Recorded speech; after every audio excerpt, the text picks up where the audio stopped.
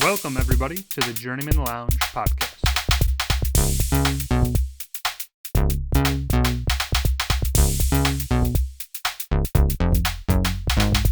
You better be praying to God because, you're 14 and losses in a row. You're going to need Jesus.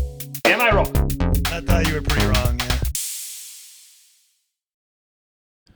Welcome back to the Journeymen Lounge podcast. I am Ryan. Didn't know Robert Goulet was making an Robert appearance. Goulet. I liked it. It was sultry. Keep it up. Keep it up, kid. To my left is Elton John. I'm just sorry. Woj. Oh, good? 2 weeks. 2 weeks. We got him. It's hilarious. All right. I'll try not to do it anymore. I got out of the way early. It's all good. And this Adonis alpha of a man to your right. To my right, we got Michael Chiklis. A.K.A. Bobby. Bobby, you do look like you, maybe in like... I have more hair than him, but all right, I get it. You're like his nephew or something. His cousin. Yeah, and the cousin. Cause I definitely am going to do, as soon as I go to Japan, I'm pulling that Tommy Lee Jones nephew. It's going to work. Yeah, I'll wear boots. you were saying that I'll before. wear boots. I'll have a cowboy hat. Done. I believe you could. I could pull that off for I sure. believe you could pull off Tommy Lee Jones's nephew. My mom is Laura Lee Longhart. But Tommy Lee Jones is like Southern. You're not Southern. I'm Southern. I'm related to Samuel Hold on. And Robert E. Lee. Fuck you, I'm not Southern. Hold on, we got to do it. He's talking about your tone. Dude, give us your best Southern accent right now. What do you mean best Southern? Well, you were little doing molasses on that barbecue. Say like a real sentence though, not fucking whatever. What do you mean real sentence? Say like, I want the grits and the. I like the grits over there with the chicken fried steak. And some Okay. taters on the side. I mean, honestly, if you do that in Japan, I bet you people might be like, And "This if it's who got the fuck sweet is this?" tea, you can throw that right onto the mix. Well, you know where Ma'am, cook me up some bacon and some slaw with some hash browns, please. I don't like grits though. Sorry. You know where I and think I don't like crawfish either. Well, so. again, this is a fucking I character. know, but I'm just dude. saying, in case I'm in New Orleans, Creole food is fucking garbage. Okay, That's Creole. let's not fucking start a war with Why not? Louisiana. Well, do you guys like Creole food? Do you like jambalaya and that shit? Yeah, Really? good stuff. No. Do you hate yourself? Jambalaya. I like stews. Do you wake up and just like, I choose violence? Okay. All right, cool. No, I wake up and I go to I work. choose violence. The Journeyman Lounge podcast. We're coming to you on a Wednesday. Wednesday. Wednesday. So what was the the thing we were gonna briefly mention? Well, we got some men's tournaments going on right now for college that are setting up the would-be bracket for March Madness coming up. let's get it out of the way. I mean, does That's all. anybody? It's just kind of a pass. But I'm saying, does anybody like really get enthused about men's college basketball? Yes, I think March Madness is probably the number one tournament that's I'm not been saying on the most. I'm not saying March Madness. I'm saying the regular season of I men's. could give a shit. That's kind of where I'm at. Is like until the March Madness tournament starts, which is a dope concept. Love it. I'm really like for men's basketball. I'll sometimes pay attention to like Duke because they're a storied history, thing. Yeah, UNC, Duke, Georgetown. There's some big names. I mean, again, just any team that is doing well. You do kind of mention it, but again, I'm more on the train of like I could give a shit. Ryan, do you really pay attention to men's college basketball, women's college basketball? Definitely not. No, sorry, I don't. Not really either. I was like, the last time I think I was into college basketball was probably when Illinois was good with like D Brown. And Well, Illinois My was sister went to college with him. made a Sweet 16 run, I think, last year. I mean, that's true. If Illinois is in it, I'm like more interested. Right. Or like So an you're- Illinois team of some sort. if Illinois State makes it, I'm going to be interested. Yeah, right. I don't think they made it in like 50 years. Well, we're not a D1 school. I was like, you're not a D1 school, I thought. Yeah, they are. Oh, well, then it's just by proxy. We don't It's- have the talent to support it. I'm not 100% sure on this, but I might be. I believe your Division I status is directly tied to your employee population. So, like Iowa State, take any state, like those schools I think are automatically into D1 just based on their volume of 20,000. Yeah, but they're not playing some of these high caliber teams. It's not like like you said, Duke is coming over to ISU to beat us senseless. But what I'm saying though is that the process to get into the tournament, I agree that there's not going to be a fair fight of Illinois State against Duke, but the ticket to they're a bigger school in a small conference. So the only way to get to the tournament from a small conference is to punch a ticket. So again, the chances are extremely slim, but I would imagine that both, because you went to Illinois State. Yeah, we went to Illinois State. I would assume that if they were in the tournament, we're probably going a little bit more nuts. We'd probably go down there just for maybe a weekend if we had a chance. So I'm glad you brought this up. My neighbor, Pat, who you guys know, his son, Sean, friend of the pod, incredible wrestler. The Schaumburg Saxons are going to state for wrestling, and this kid is incredible. So I'm excited. What's his name? Sean. But the wrestler. Christoffel. Sean Christoffel. Yeah. Good luck, dude. I'm excited for you. I won't be able to be there at ISU this weekend. They're going to state this weekend, which is being hosted at ISU. Okay. So, good luck. I hope you do well. I'm excited for him. The pod is with you. So I'll just run through real quick. Honestly, I'm getting so depressed watching the Bulls. We suck. The Blackhawks. The spring training just kind of started. Sox going. Are getting pounded too. Sox gave up 9 runs. Granted, the Cubs are doing all right, but it's still spring training, so it's it is what it is. There's enough baseball games already. But again, dude, just watching the Bulls up and down. We're watching them right now. Last game they blew out whoever the fuck they played by 38 points, and then the next day they lose. I'm sure they're going to lose to the Clippers by 6 or something like that. It's just we want them to lose or we want them to win. We don't want them to do this in-between bullshit where you just putter around the 10th spot in the fucking league and then get bounced out. So this is just... We're not going deep in the playoffs even if we But make with the play-in tournament, it gives you could possibly get into the 8th seed. You know what's crazy? How many teams don't make it? It seems like... 6. Yeah, which is horse shit.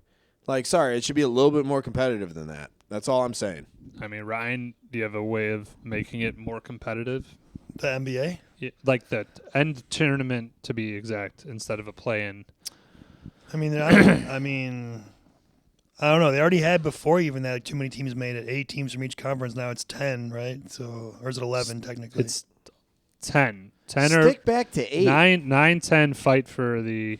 Yeah, maybe go back to 8 and make the 7 and 8. Maybe you can make. I don't know how they do it now, but maybe make more teams compete for those 2 spots or something. Or is that what they do now? Everybody's got a chance to make the last 2. I would say. I don't know. I would say you go the route of less teams, and then basically to keep shit interesting, which maybe you said maybe way back when the Bulls' first season started, but have those bottom teams then play off for the first pick.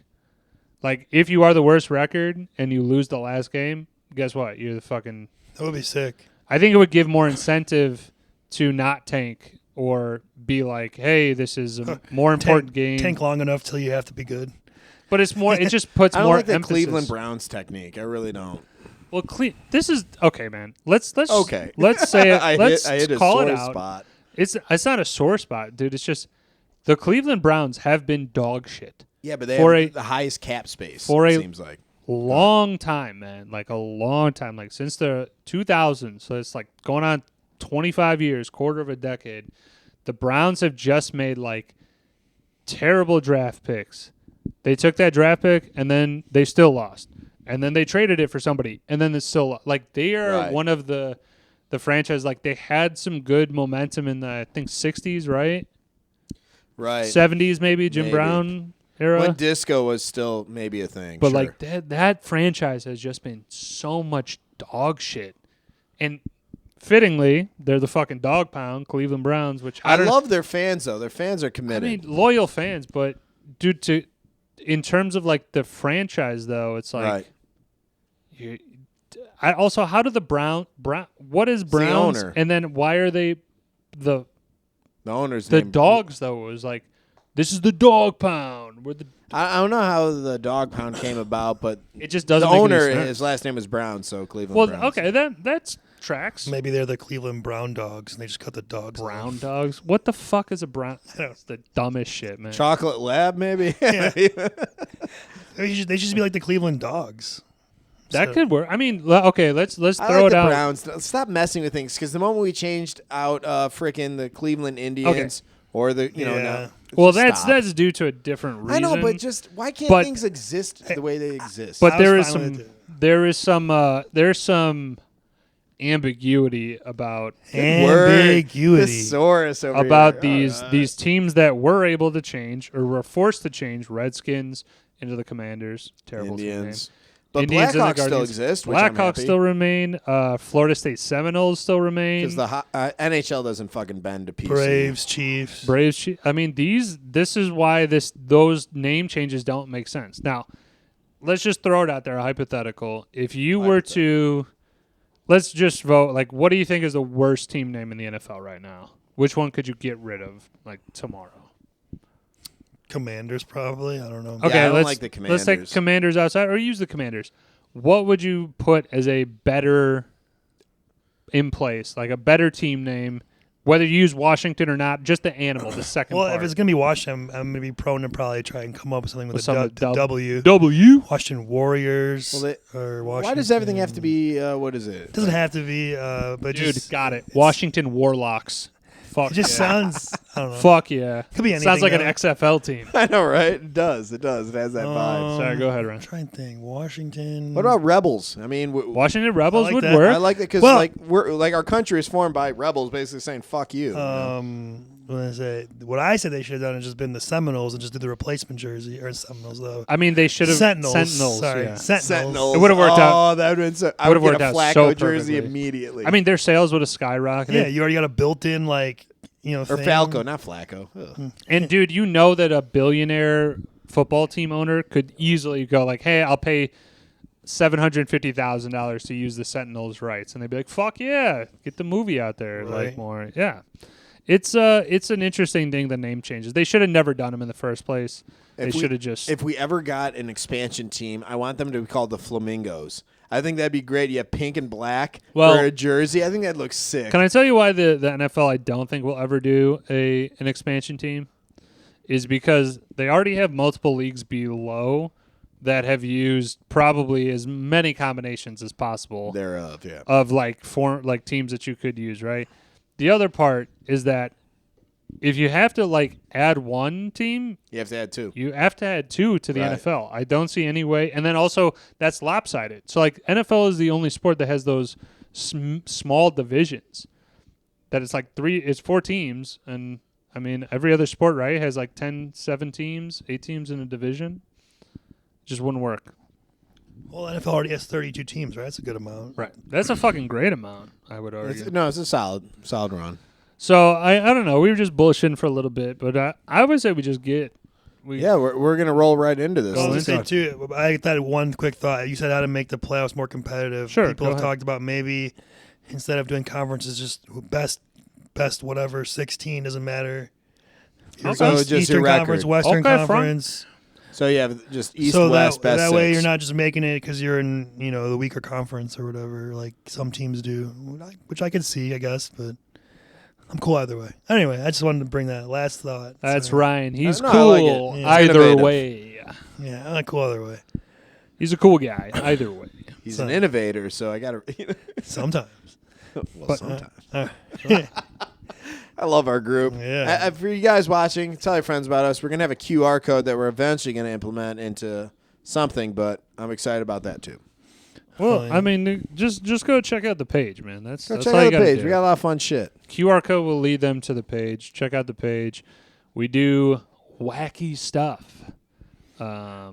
Weird, wild, wacky stuff. There you go. The fire noodles was fucking good. I want to go to the next level, honestly. I don't. I know you don't. Yeah, that was the last challenge that we did, and I say challenge, but you know what? You my hate the feelings. word. Yeah, you were fucking. We just did a taste testing, and next time Bobby and I are going to be doing some cooking Cook-off, stuff, sure. so we'll get that going here. We're gonna Chili cook-off?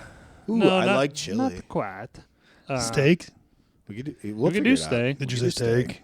There's some parameters that we got to put on there. Yeah, But, we'll like I said, there's some stuff coming up. We're gonna bring. I still got to beat you guys in the 3-point contest. We're gonna bring the album review back. We'll do that. I mean, again, we're gonna have full slate of shit coming out, I would say, in the next month. Ryan, if you lose me, you'll never be able to live it down. I will go to the fucking grave and put that on my headstone. I'm not even worried. I think. You should be. You should be. Oh. Because I can get in his head like that. Oh, that was ice cold. I'm not worried. You can be ice cold, man. That's surface. I'm gonna come in like Larry Bird with the warm up on. Who's here to come in second?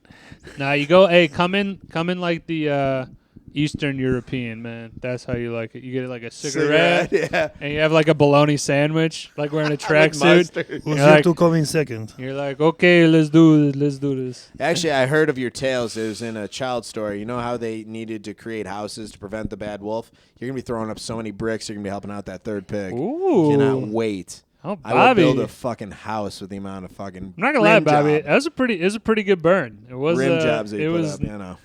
I don't know where you were going with it, but I was. No, I know. I brought it full circle. All right, so let's get into it. Yeah. This was Ryan's pick.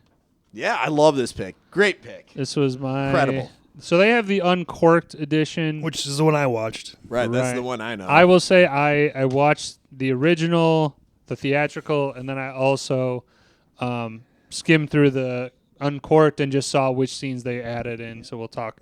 Watch the uncorked if Uncorked is the standard. if you're gonna go with one, I'd say. Okay. So Ryan, what we got on this movie? This is a great pick. So yeah, this is Wedding Crashers. It's from 2005. It's directed by. It's a romantic comedy film, I should say. Directed by David Dobkin or Dobkin. I don't know. I think it's Dobkin. Yep. Starring Owen Wilson and Vince Vaughn and Christopher Walken, with Rachel McAdams, Isla Fisher, Bradley Cooper, and Jane Seymour in supporting roles. It's basically the movie Basically, the movie follows two divorce mediators played by Owen Wilson and Vince Vaughn, John and Jeremy. Vince Vaughn, local Illinois. Yeah, Illinois product. They're like in their, I'd say, it's a BG if I'm not mistaken. I don't know, 30s, mid 30s or something like that. And they basically they crash weddings during wedding season, which I'm assuming is like spring to probably fall or summer. No, I'd say probably around summer. Probably. Yeah, let's say the end of spring, summertime. I'm not gonna lie. I see the wedding season as like late spring to that's what I'm maybe saying, like May to like early fall, like September. Fall, yeah. Yeah. But this is a 3-week stint. They're crushing weddings. They plan this shit. So they're like basically professional wedding crashers in a sense. I mean, they don't get paid to do it, but professional in a sense of they're very good at their skill. They've been doing it. There's a reward. There's a reward. There's rules that they live by. There's a code.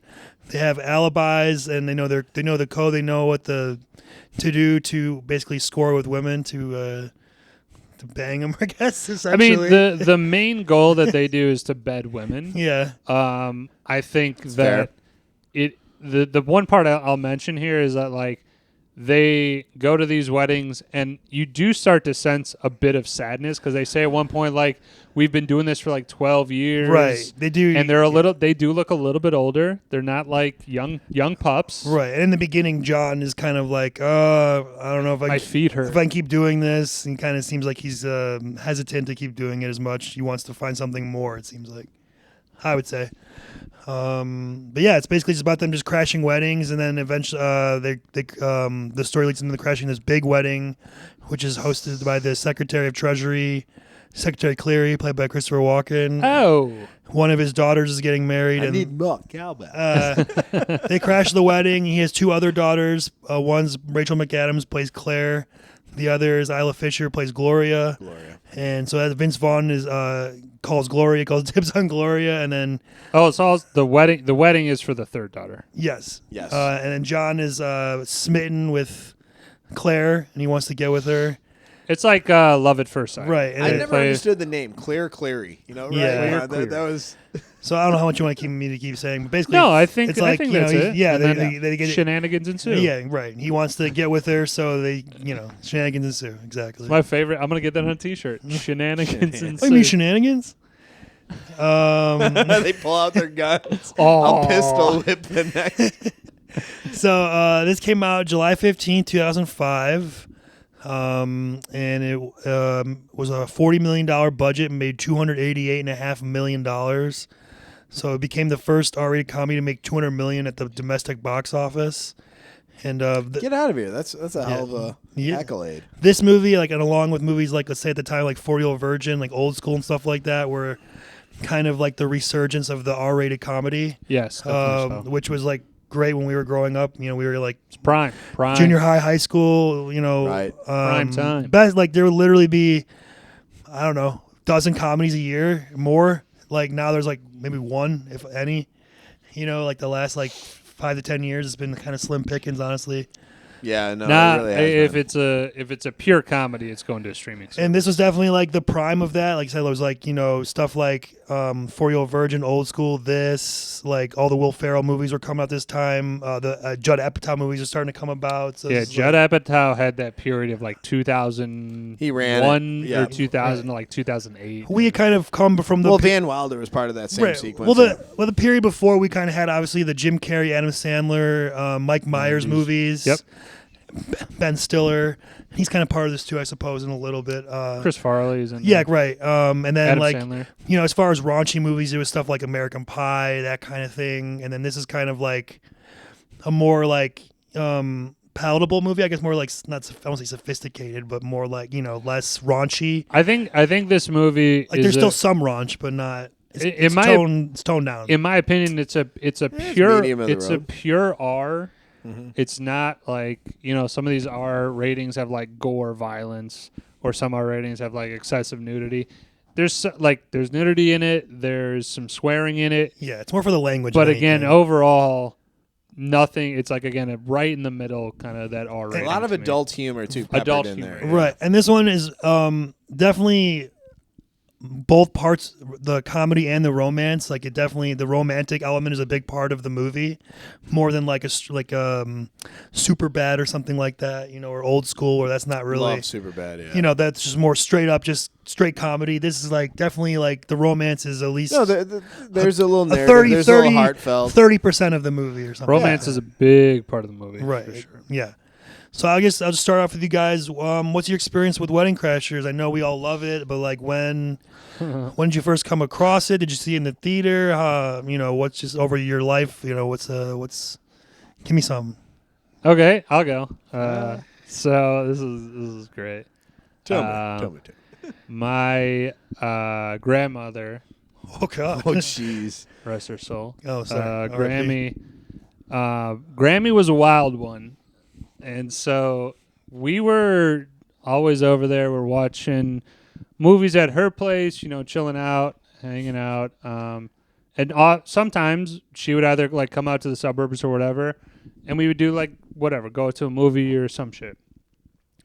So my dad, it's like my dad and me, I think either Aaron was there or Jeremy, one of the two.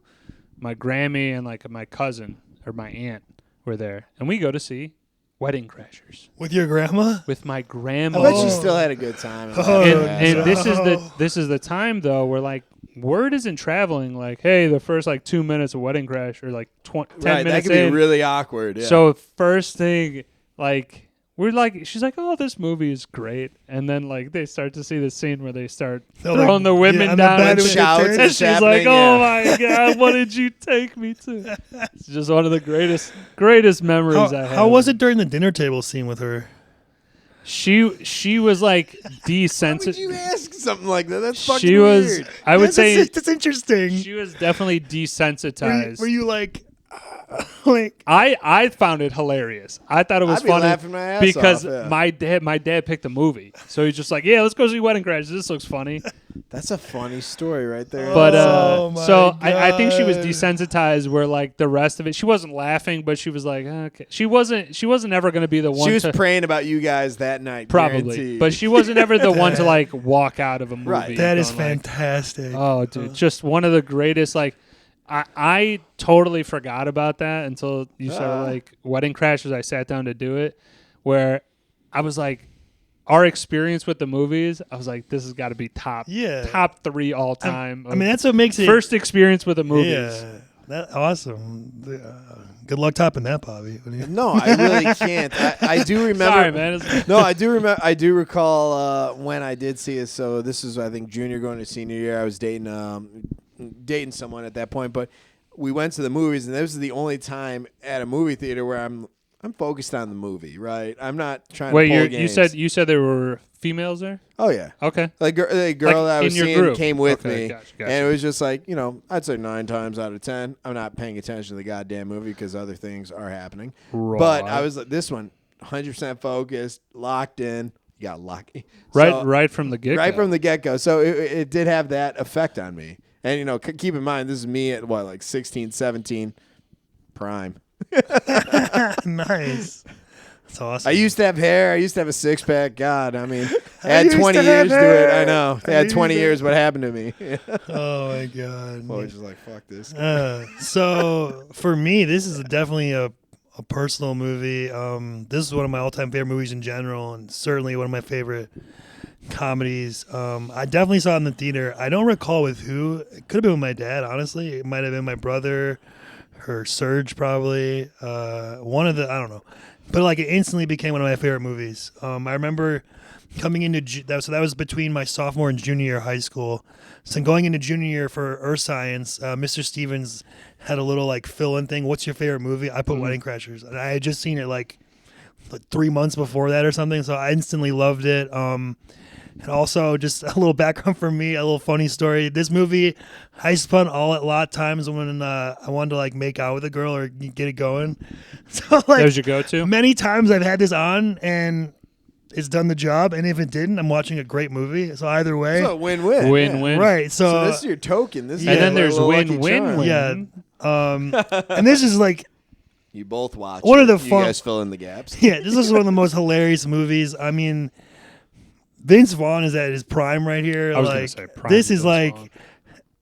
When I saw him, like this Vince Vaughn's like my new favorite guy. Like I love Vince Vaughn. Now, can I ask you? Did you guys see Swingers? No, I did see Swingers. The first thing I would have seen him in. Well, actually, I would have seen him in Jurassic Park 2. Yeah. But as far as and that Domestic Disturbance also, I think. Okay. But as far as comedy goes, Old School, and I loved him in Old School. Old School is fucking. And he was a fairly big part of it. But Luke Wilson's kind of the main guy in that, and he's like even Will Ferrell kind of had well, I look at it like Swingers is when he kind of like for sure got some pop. Oh yeah, but Jon Favreau Old School kind of to me is like it's like his new career. Like yeah. Like it's he was the start of like playing the older guy who's fun, like the older guy who's like, yeah, I'm gonna fuck with this guy. Like, right. This jumpstarted Bradley Cooper's career. Absolutely. Honestly, it did.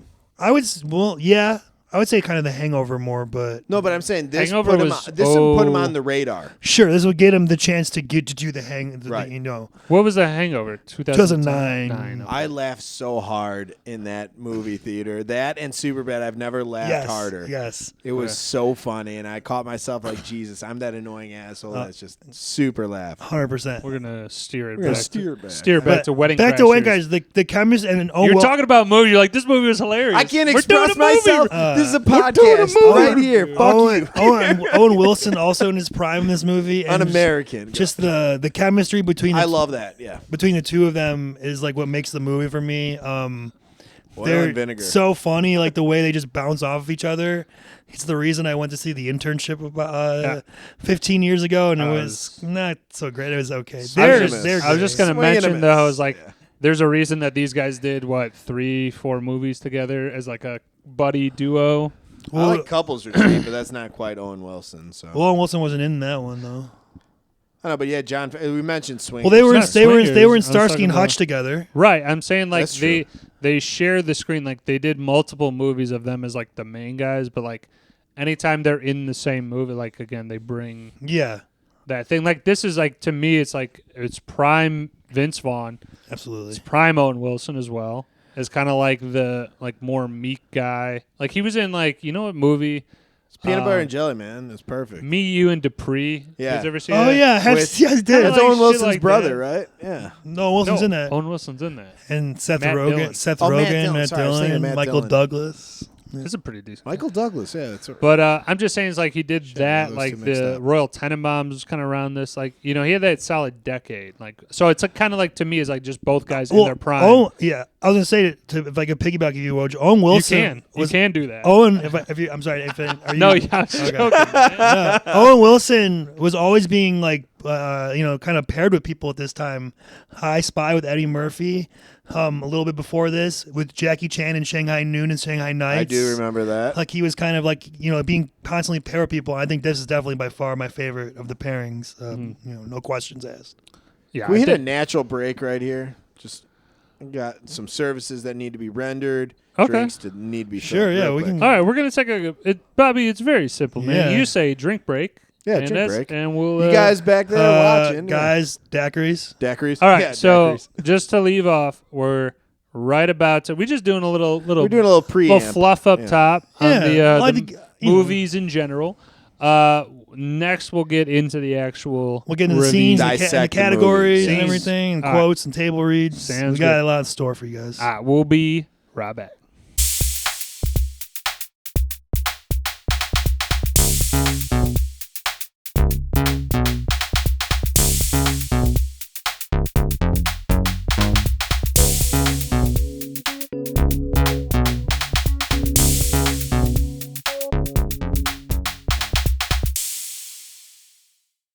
All right, guys, we are back from our little break. Bobby had to tinkle. I'm just kidding. What I did, I had to take a piss. He had to and get a new empty drink. empty the hose or whatever you want to call it. Drain the hose. Yeah, drain the hose.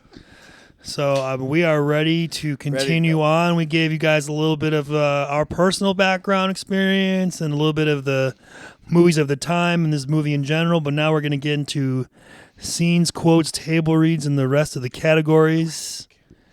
So let's start with Wedding crashers. favorite scenes. We're trying to try and go in order, and obviously the opening scene, the mediation. Right. Let's Right, get out of the gate. Let's get funny into as shit. it. Yeah, like what a great way to start a movie, right? Like getting just the whole vibe of the movie and the vibe of Jeremy and John, our main characters. I would say like the way they kind of just are like, It's a real pitter patter. It's ping pong. yeah, like There the way you go. He goes. the way they talk and like how it's like fun, how just like a funny way of doing shit. Mm-hmm. Does anybody have any quotes they want to mention from that or anything from that scene? They want. Well, are we You doing? shut your mouth when or you you're want talking to me. I was saying we could just talk about if you want to like Talk about I mean, are we it, doing figure it out. all quotes or for this. I mean, if you we're want, waiting to the table read to do?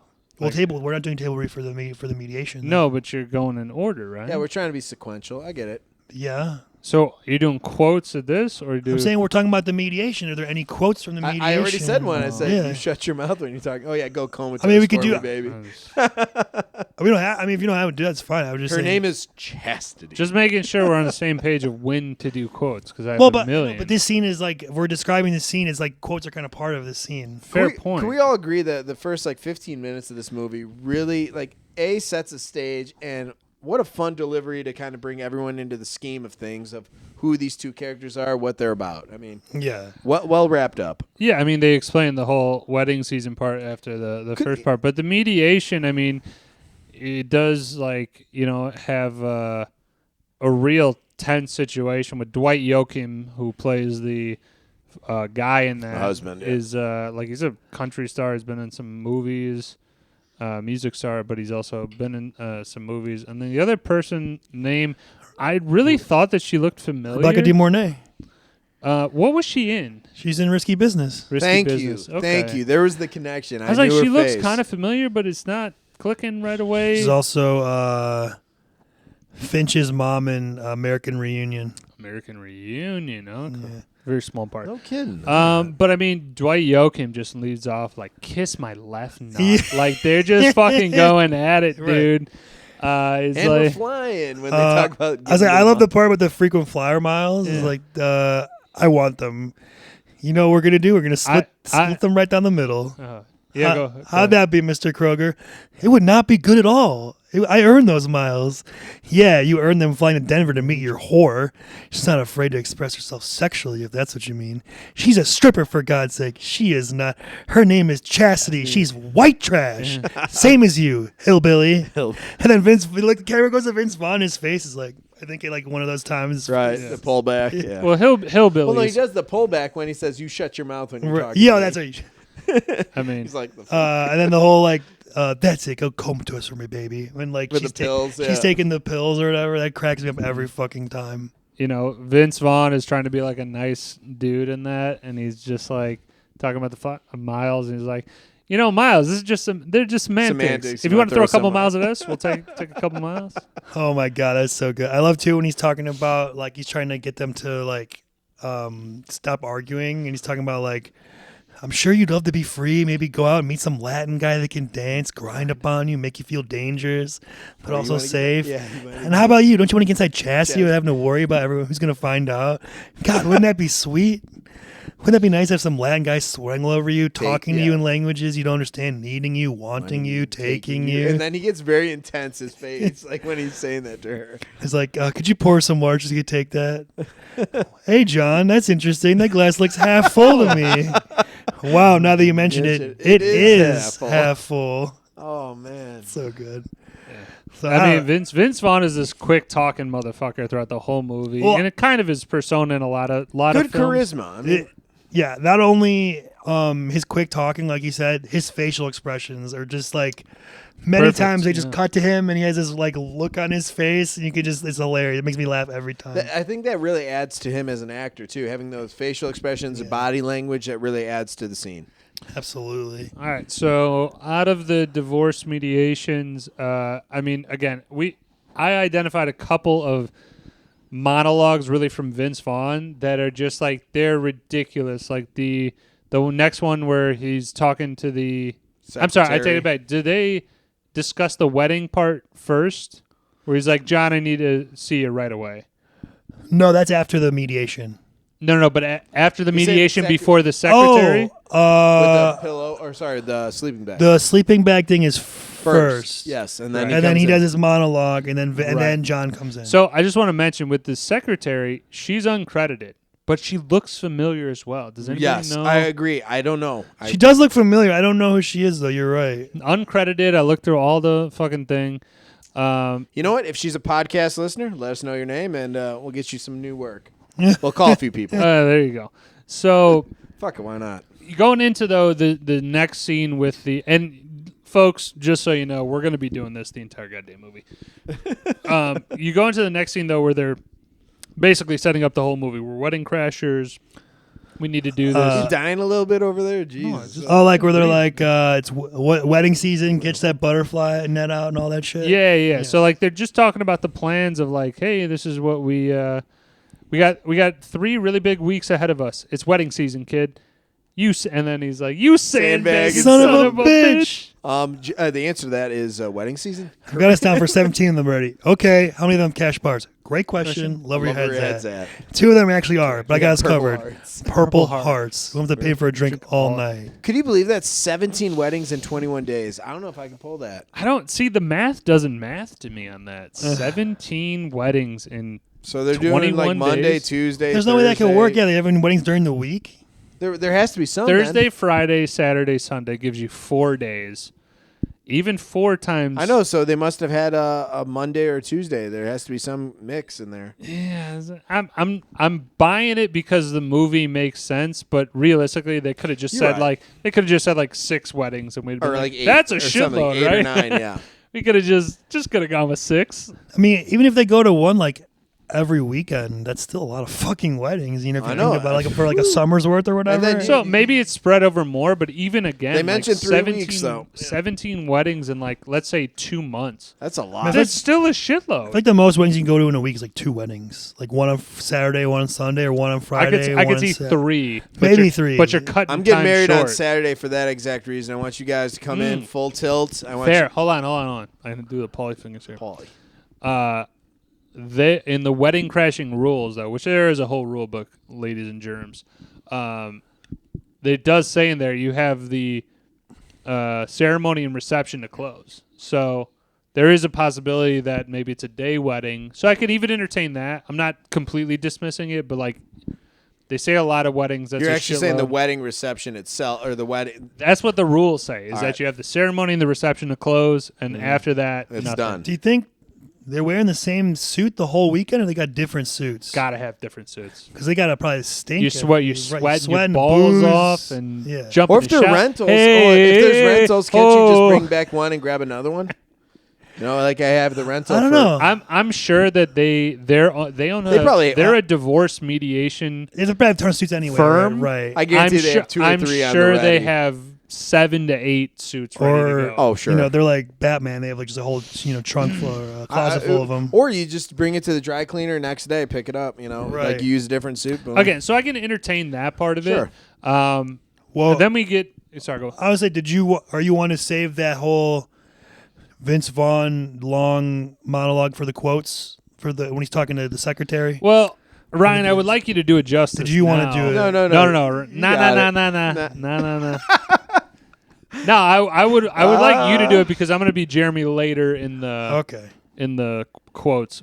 Folks, we got a lot of quotes. Yeah. Quote overload And, is going to be a graphic. Settle in. Okay. So, because we were just talking about, I didn't know if you wanted me to. No. I know you that got we it. were kind of moving in because the next section is like a little bit more fast paced where we go into the wedding. So yeah, I would rather Okay. do it now. So she's like, he talks about like why he's sleeping over with John because his parents died or something. He created some And bullshit. then she story feels for bad. sure. And she's like, "Oh, I'm so sorry. I'll I set you it up. could be that his parents died. Yeah. We don't Maybe know that. you're right. You know what? We don't know that for certain. I've got the perfect girl for you." And this is when he goes into a huge thing. He's like, Here we go. "Janice, I apologize to you if I don't seem real eager to jump into a forced, awkward, intimate situation that people like to call dating. I don't like the feeling. You're sitting there, you're wondering, do I have food on my face? Am I eating? Am I talking too much? Are they talking enough? Am I interested? I'm not really interested. Should I play like I'm interested, but I'm not interested, but I think she might be interested? But do I want to be interested now that she's interested?" So now all of a sudden, I'm starting to get interested, and when am I supposed to kiss her? Do I have to wait for the door? Because then it's awkward. It's like, well, good night. Do you like the ass out hug? Ass out. Where you hug each other and it's like this ass sticks out because you're not trying to get too close, or do you just go right in and kiss them on the lips? You're not kissing them at all. It's very difficult to read the situation, and all the while you're just really wondering, are we gonna get hopped up enough to make some bad decisions? Perhaps play a little game called Just a Tip, just for a second, just to see how it feels. Or ouch, ouch, you're on my hair. Ouch, ouch. Oh, my hair's great. So I guess that falls under the category of creepy. You know, that's a fun line. And then I love at the end of it, she's like says something, and he's like, "Janice, great talk." Great talk. Gives her a thumbs up. Great talk. Sorry, that was Good that. job. That one's so Hey. great, and it gets you going with the again how Vince Vaughn is. Like they kind of let him go in that one, but like Yeah. the other ones, like I absolutely could believe like a fast talker. I mean, we'll get to. But can this we for all sure. agree, like, that is dating? That is the weirdest, like being set up like that? Yes. No thanks. Well, it's funny because it's true, man. I know, So exactly. the next thing I have is wedding season, which is So- the weddings montage. Yeah, so you want to go into the? I mean, I think we open up with what they. There's a Jewish wedding, a Yeah, Indian the first wedding's the Jewish wedding, and we see Indian and we then, see a like- good chunk of that one. And then, Good like, chunk. a Southern or They at both least Southern get Baptist. a pair of blondes or whatever. Owen Wilson gets the one. blonde. The other one's he kind puts of the brunette. and he puts the eye drops in to fake like he's crying, and she looks over, right? And then Vince Right. Vaughn gets the girl in the proper hat. right, and then they're doing that wedding, and that leads into all of a sudden a montage of multiple weddings. So I think they do 3 though, right? They do They a do Jewish, the an Indian, and a Asian, Irish. No, 4 then. Irish 4. and Asian. They don't show them going into the Indian or the Irish, but no, they mentioned it. Bobby O'Shea. And the Asian. Chuck Vindaloo, Chuck Chuck Vindaloo, Vindaloo for the Indian wedding. Sanjay. Sanjay. Seamus O'Toole, Bobby O'Shea. Okay, ready so to yeah, get drunk. okay, we overpassed Love though. Lou Epstein, and I want you to be a real mensch. Chuck Schwartz. Yeah, oh, Schwartz. Oh, stop. So the Jewish wedding, and then what was the go with the Sanjay Collins? Sanjay Collins, Chuck Vindaloo, excited to be here. Excited. Seamus O'Toole, O'Toole, Bobby Bobby O'Shea. O'Shea. Ready to Gonna get drunk. That was the last one, right? I was was going gonna to say- say the names for the Asian wedding. Well, They didn't. I was gonna say throughout the wedding thing is just great. Like all the things they're showing of like them eating the cake, sitting around the table, like joking around with the people and being like, and then good everyone said conversationalists. jabroni. And No, like, Oh, dude, you got to do it. I love Justice. hold on. I Come love the fact that they I made watched it. Vince Vaughn with the whole cake thing. So Owen Wilson's trying to enjoy himself. I'm just gonna. You do- You're doing it all wrong, and it's like here's him. He's just like I give up. Right. And crab cakes, shuffling. You do the Owen part though. All right, here we go. Oh. And then everyone said jabroni. Jabroni, this fucking guy, unbelievable. Like, dude, it's just like the perfect montage of like wedding tropes, but also kind of like just charismatic guys at a wedding. And they go in with a game plan, like they're incredible. Vince Vaughn talking to all the kids, making the animals for him. Drawing attention to himself. What to say? Giving the speech to the bride and groom, even though they have no idea who they are. That's like, the one picky nit I have. Like, you're trying to cut the cake with someone you really don't fucking know. There's right, no way. There's definitely a, right, but go ahead, plethora of of course, they keep peppering in the "we lost a lot of good men out there" thing, which is hilarious. Lost a lot of good men with the Yankees. Yeah, Yes. it's a lot of like games that they play. Like again, it's games that they play. It's a playbook to try and get the women. It's like whatever goes. Like the dancing with the little flower girl at the wedding. Or dancing with the older lady. Dancing with the older lady. It's all things that women at weddings find attractive or right. And when they're emotional and they're like, they're seeing romance, right. It's like, like they know what. I love the betting. The betting's 1 Corinthians. I'm gonna go with like the Philippians. Colossians 3:12. We got a crier. Right away, she cries. He's like, "You gotta be kidding." I mean, the other part to mention, and I mean, again, I think it just logically follows, like the song that they are dancing to, and what has become an absolute classic wedding song. Yes. And Bobby, if you have a soul, you will play it at your wedding. Oh, show. it is. It's already in specifically the Isley Brothers version. I do have to point that out. I will say Otis Day's version is still very good. Don't get me wrong. We just reviewed. Shout that will be in there. I'm not sure Animal what House. version, to be honest. Make sure, and I got the point finger. Fine. Make sure you I'll get mention Isley it. brother. Isley brothers. Isley. Hey, Isley. Say with me. Isley. So I don't do. I've been seeing so many Sopranos clips, so the Sopranos just coming out. Have you guys Full both been Hey, watching it or look something? At me. Hey, look at me. Soprano. Okay. Sorry, just to get back to Wedding Crashers, the montage to Shout. I mean, it's awesome. And then, as I said in my earlier story with my Grammy, Topless women. They're throwing the broads, as they use the term a lot. They're throwing them down. Diora Bard is one of them. She's been a shitload of stuff. Dude, 10 for 10, all of them. I mean, it's a great raunchy scene. I mean, Yes. A plus from A+ all around. 2 thumbs up. Top drawer. I was gonna say one last thing from that. I really enjoyed that. The beginning wedding montages when Jeremy's dancing with the one girl. Is like, I feel so tiny in your arms. How tall are you? 6'5", but I feel like I'm 4 feet. We got tattoo on the lower back. Might as well be a bullseye. Yes. The girl in the hat I'm a coxman. I love that. Oh, that's later. You're skipping. Yeah, you're going. That's the Cleary wedding. All right, so are we good on Mr. Chronological? I mean, this is an in-depth movie review. You're right. No, fair. So we go to past the wedding. So I think we're in our first table read with them. They're talking about the Cleary wedding. Mr. Cleary. And I will say right before we get to that, the let's see the. I think that's the Cleary wedding. What about when they're talking about it? When they're doing they're talking about the prep work before they go into it. Is that including the Chaz Reinhold past it? Yes. You are not a kook? Yes. Okay, that is part of that. Sorry about that. Okay, what's your back? Hold on. So who's Jeremy and who's John in this? I'll be Woj is Jeremy because he wanted to do the erroneous. So you'll be John? I can do John, yeah. And this one on the text thing, I believe, is 2 parts. Okay, we got Jeremy. Yes. That's the one part. No, it's 2. For the Cleary wedding What's service? your backstory? No, not it's the... Jeremy tells John about his plan to crash the Cleary wedding is the title of the first text. The following text should be the continued text of that. Jeremy tells John about... Okay. Let me get to it on mine real quick. Sorry.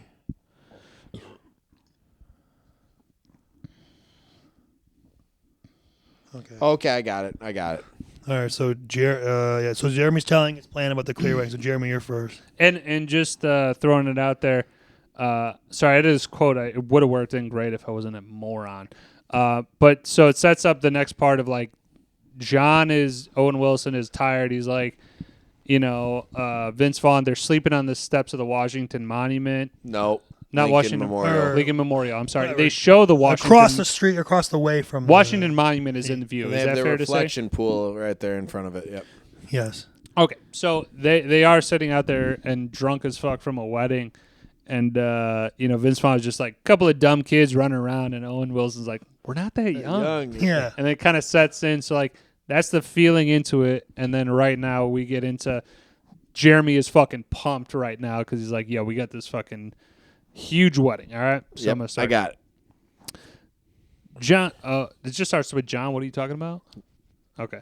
John, what are you talking about? This is the Kentucky Derby of weddings. It's a Cleary's. They're an American institution, pal. There's going to be over 200 single women at this wedding. Not to mention, if you look here, they've got 3 live bands. They got oysters, snacks, phenomenal finger food. I'm tired, okay? My feet hurt. My voice is hoarse. Oh, please, don't take a turn to negative town. What are you talking about? Who's getting negative? Well, at the Buckner wedding, a Buckner nuptials, you were sitting in the corner and sulking. I wasn't sulking. I twisted my ankle. Rule number 6, do not sit in the corner and sulk. It draws attention to you in a negative way. Draw attention to yourself, but on your own terms. Please don't quote the rules to me. I know them. When Chaz Reinhold passed down the sacred rules of Wedding Crashers onto us 12 years ago, it gave us a legacy. You make it sound like a call, okay? And from everything you've told me about Chaz, it sounds like a kook. You bite your tongue. Chaz Reinhold is not a kook. He's a brave and decent man. He is a pioneer. He lived with his mom till he was 40. She tried to poison his oatmeal. Erroneous. Erroneous. Erroneous on both counts. Oh, Lord, here we go again. What you should not be worried about is what you should be worried about is not who Chaz Reinhold, who is in the Hall of Fame. What you should be worried about is you're getting sloppy. Now, if you sit there and expect me to go out on a limb and try and pull off the greatest crash of all time, I got to know your head's right. There is no room for error. Secret Service. Consequences. I love your enthusiasm. If we do this, I don't want to half-ass it. I want it well planned. He's back. Oh, that was good. Good read. Chaz Reinhold is not a kook. Yes. Erroneous. Erroneous on all accounts. Oh, man. I'm definitely, because I think that leads us, eventually we're going to get to it, is actually the Cleary wedding. Well, I think we're right. And I want to do the prep work. I want to be either Jeremy or John. So, honestly, that's the next step is that It is. Well, they we're literally gonna go walk right in this? from I want to be John then. Yeah, you can be John. All right. So you go from planning the wedding here. I'll be Jeremy. Planning the idea, and then they go right into, Yes. hey, they're outside the wedding. They're out, right. Oh, sorry, what? My bad. You're good, man. They're They're doing prep basically work right scoured. before they, They're outside, going. What's the game plan? They have a manila folder. He has like a sailing's like sex for these. notes or whatever, like files, a dossier, if you will. dossier. Ah, you Hey. fucking cunt! Look That at was this good. guy. Hey, no, This guy is like goddamn Correct. a thesaurus when he fucking like is it. on the No, podcast. good. It has all the info on Secretary Cleary, their family, and then John is like, okay, whatever. And then he sees Okay. Claire, and then he's like, give me that file again. Like, Okay, He so really wants to understand. I'm you're John. Doug. He's Jeremy. No, I'm just kidding. Sorry. So All right. I'll be your I'll Doug. be Jeremy. So John and Jeremy, right? Yep, Okay, I'm go John. for it. Okay, what's our backstory? We're brothers from New Hampshire. We're venture capitalists. I'm sick of that. Let's be from Vermont, and let's have an emerging maple syrup conglomerate. Wait, that's stupid. You don't know anything about maple syrup. I haven't known everything there is to know about maple syrup. I love maple syrup. I love maple syrup on pancakes. I love it on pizza. I like to take maple syrup and put a little in my hair when I've had a rough week. What do you think holds it up, Slick? It's the first quarter of the big game, and you want to toss up a Hail Mary. I'd rather be pimps from Oakland or cowboys from Arizona, but it's not Halloween. Grow up, Peter Pan. Count Chocula. Look, we've been to 1 million weddings, and guess what? We've rocked them all. Yeah, that's great. That's good. Grow up, Peter Pan. Pimps from Oakland or cowboys from Arizona. Oh, man, I really enjoy that dialogue between them. Oh, incredible. That's so good. I love that little back and forth. Count Chocula, Peter Pan. And that would lead them into, of course, the church. When they're sitting down, we talked about they're betting on if she can be a crier. Yeah, or she can be a not, crier, and then the Bible verses. Bible verses. And then, of course, there is the, what's it called? The little part about Jeremy's talking about the girl in the hat. Yeah, It's do like, that. John's like, no, don't waste your time on girls with hats. They tend to be too very proper. Yeah, well, the proper girl in the hat just fucked the shit out of me. And all the people look at them. People all look turned. John's doing I triage don't there. He's think like, I'm sorry. I'm sorry, I I'm think the sorry. priest heard you. When I said it loud, I think the priest heard you. Look, John, I'm sorry. I'm I'm not sorry, okay? I'm not going to apologize. I'm a coxman. I'm sorry, Tourette's. Yeah. Tourette's. So fucking funny. Oh my God. So like they're getting through the wedding ceremony, and it's also like, you know, again, this is more pushing the romantic part of it, where like John's falling in love with the girl. She's laughing at the nuptials because they're all like boat themed. Oh my God! I'll be your first mate, your starboard and your port, and my captain. You know. Yeah, she's cracking, and that's showing like, you know, he's like attracted to her, not only her looks but her personality or whatever, like you said. And also, I do want to mention is that Vince Vaughn does dibs fucking the red Gloria. He's like, I'm not gonna fight you, buddy. Or Yeah. whatever. So I do want to just point out because like shit goes crazy after. Then he's like, I'm gonna go. Poor Vince. They're talking, and then when they get to the reception, they're talking about Vince Vaughn's talking about all the food, and then he's like, all right, I'm gonna go drop off this box of Wyoming air or whatever. Right. Basically a neatly wrapped box with nothing in it. Mm-hmm. There was also so in the uncorked version, there's the Shlomo scene. Yes. Where basically a previous woman that Vince Vaughn has gotten with recognize him, and they're so in sync that they're just like, we're going to do number 10 from the playbook. 10 from the playbook. And that's basically he came up too quick. He came up, he rose too quick in the scuba gear, deaf and he lost mutes, deaf and mutes. Yeah. And now John is there to like be his caretaker, and Jeremy's just signing, fucking like, I need to do this. He's like reaching out for the air. Yeah, that was good. And then she gives him her card, and he like takes it. He's like, maybe I'll call her. Everybody loves a miracle. Yeah, everybody wants to be part of a miracle. Oh God! But that one tenacity. It was cut out though, the theatrical version. That's a shame because that scene's hilarious. That was funny. I'd say right after that they go into the okay, so what angle are we gonna play here? And then Jeremy's like, I'm gonna go with a balloon animal display for the kids, and when she comes to check out, guess it's a broken man, and they're both like, haunted past. Haunted past, yeah. Excellent. Haunted past, is that what they say? Haunted past. Haunted past, yeah. Excellent. How about you? I'm gonna go dance with the little flower girl, or I might be a charter member of Oprah's book club. It's all deadly. All deadly. Cooking with dynamite, boys. Yeah, and then so Jeremy decides to do the balloon animal thing. So funny. And this one kid is just fucking little asshole. Jesus Christ! He comes up. He's like, he did like a dog the first time. Yeah, and he's like, oh, what do you want? He's like, I want a bicycle. It's like, I just want a bicycle. Why are you yelling at me? Why are you yelling at me? Whatever, make me a bicycle, clown. All right, I'm gonna make you a bicycle, but I don't want to make you a bicycle. Shut your mouth, funny guy, and make it. And then later he's like, take that, you hyena. Don't say thank you. Yeah, don't say thank you. Yeah, sorry, but the perfect. No, that's they great. do that, and like they're getting the attraction of the females. John's dancing with the flower girl. He's doing the whole like shaking the hands, and then he dances with the secretary's wife. So she presses. We kind of find out that she's got some. She's a little minx. She's got a little sexual side to her. She's like, yeah, we've been faithful for 2 years. Yeah, how long have you been married to the secretary? 35 years. We were faithful for 2 of them. I think it was 30 years of it. Whatever. It's like we're just. Yeah, I got it. So it's close. But yeah, you get a little layer back of the onion that she's a kitty cat. Little wild. Right, and then we get, of course, John talking to Christopher Walken, to Secretary Cleary, about his position paper in economic expansion in Micronesia. I mean, he did the fucking research. Holy shit. Well, he said to, but he was part of his business school too. Also, he said in business school he was a fan of his, so he does have some prior knowledge of his doings. Yeah, but I think to memorize papers and things like that, to like.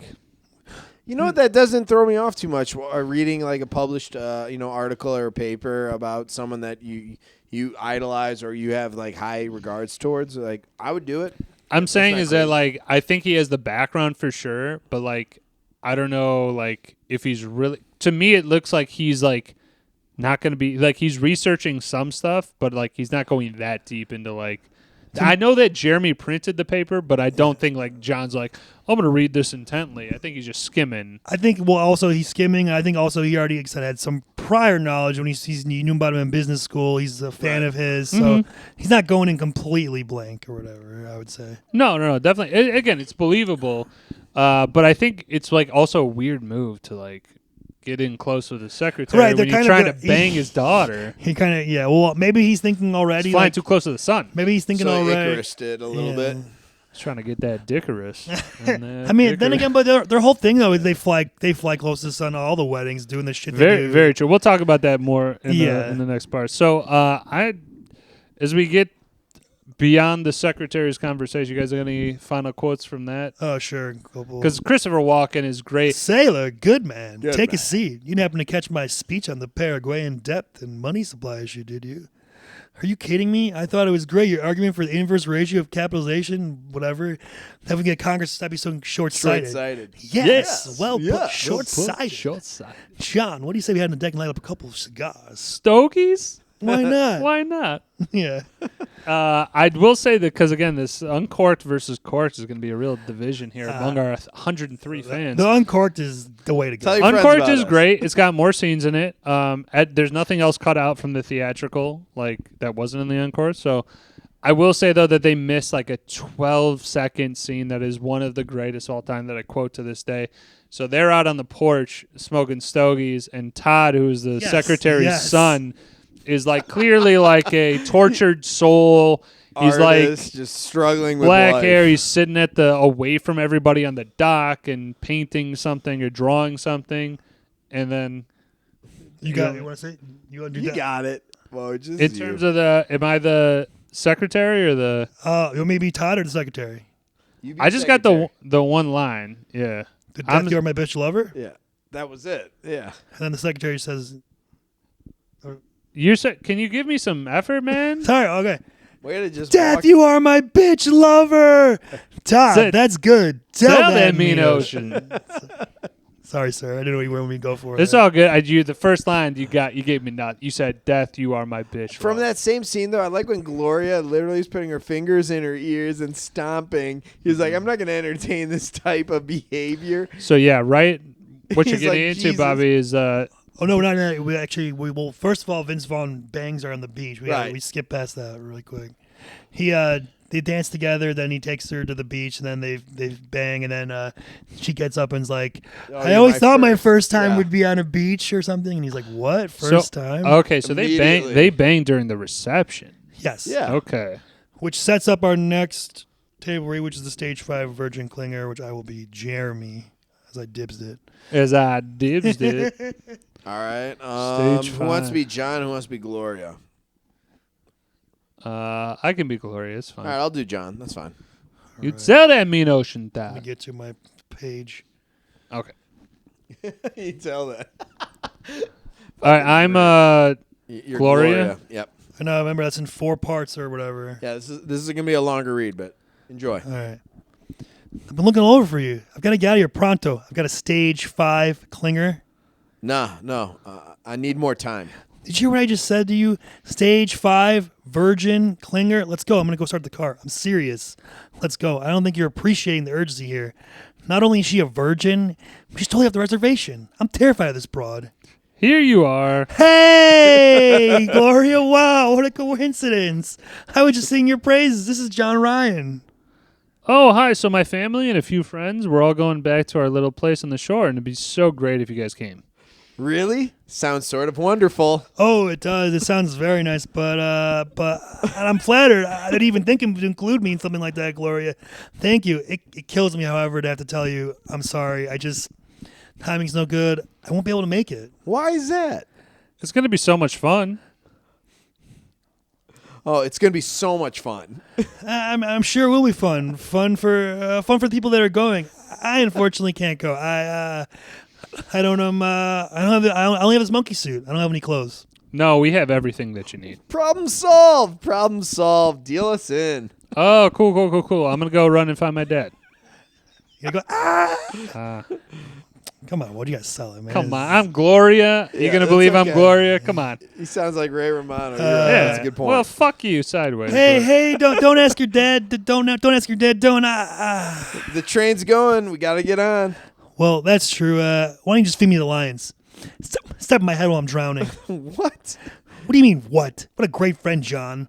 This is completely against the rules. You have a wedding and reception to seal the deal, period. There is no overtime. Oh, no overtime. What about the Chang wedding 3 years ago? Oh, that's bullshit. Yeah. Thought I forgot about that. What do you mean, yeah? 2 a.m., you dragged me 50 miles to watch some chick play mahjong with her grandmother at a retirement home? Yeah, completely different situation. How? What do you mean how? She was a very family-oriented girl and very into her grandmother. They're very family-oriented. Oh, give me a break. That was my first Asian. You better lock it up. You better lock it up. Lock it up. Lock it up. You got to lock it up. Lock it up. Look at the way she's looking at me. Look at the way he's looking at me. I can tell he doesn't like me. John, he's Secretary of Treasury. And to be honest with you, my taxes aren't exactly in line. Oh, come on. You're being paranoid. He started by the way I dance. Damn it, I have to go showing off like that. I'm over his radar. Stupid. You're not that good of a dancer. Oh, please. You and I both know I'm a phenomenal dancer. Now I know you're lying through your teeth. You'll do anything to get me on this thing. You don't have to walk into the lion's den. Seeing Gloria throw a tantrum. That's what Bobby was talking about. She's like putting her hands in her ears. Stomping on the ground like a 4-year-old. She's like a little kid, Toys R Us. I can't be around it. Oh, get off your high horse. Stop judging people. You do have your white wig and you stop judging me. I don't want to be around someone who's a nut job. I need some alone time with her. If you want to hang out with Claire, the boyfriend, and Sybil, by all means, I'm not going. Let me lay it out for you in simple terms. You're going. Let me break it down for you so you understand. I'll hold your hand like a small child. I'm not going. All right. That was it. Oh, Right? that was good. That was a good one. That was a really I good one. enjoyed that. That was a great one. Like that one was like it was a lot to get, but it was so worth it because like I feel like if I missed any of it, you need like You're the right. whole thing. It would have like, taken away from the overall impact. God, my cheeks hurt from smiling. Yeah. I also Vince Vaughn is just so fucking flawless. Lock in it this up. movie. You lock it up. So good. I use that today easily. You lock it up. All right, that goes into. I believe it goes into the football game. Which is more of a quotable thing than anything, right? I mean, unless Well, No, touch we football is a classic scene. This is arguably like one of the best. I scenes mean, in the movie. I would easily say It it's might be the best scene. I mean, you could say. I mean, everybody put it on their list of like this is the fucking Right. I football mean, and scene. we're not gonna go through every line of it. I did have it, just in case we did, No, because it's we such. don't. I'm just saying, as a scene though, is that important for me to that I had like just in case I would be prepared. Sure.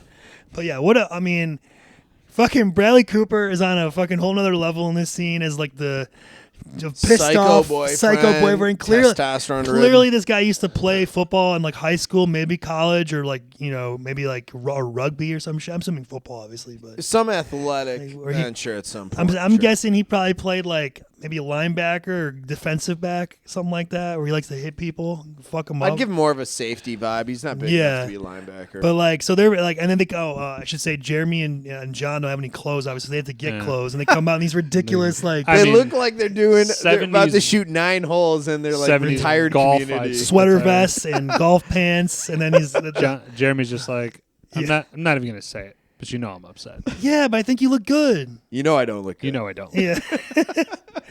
And then the whole thing starts. Are you ready? Are you ready for some football? You want the noise he Noise brought on he you? brought. Because here it comes. The Yeah. what? The noise brought on you. Psych the ball, nut job. Yeah.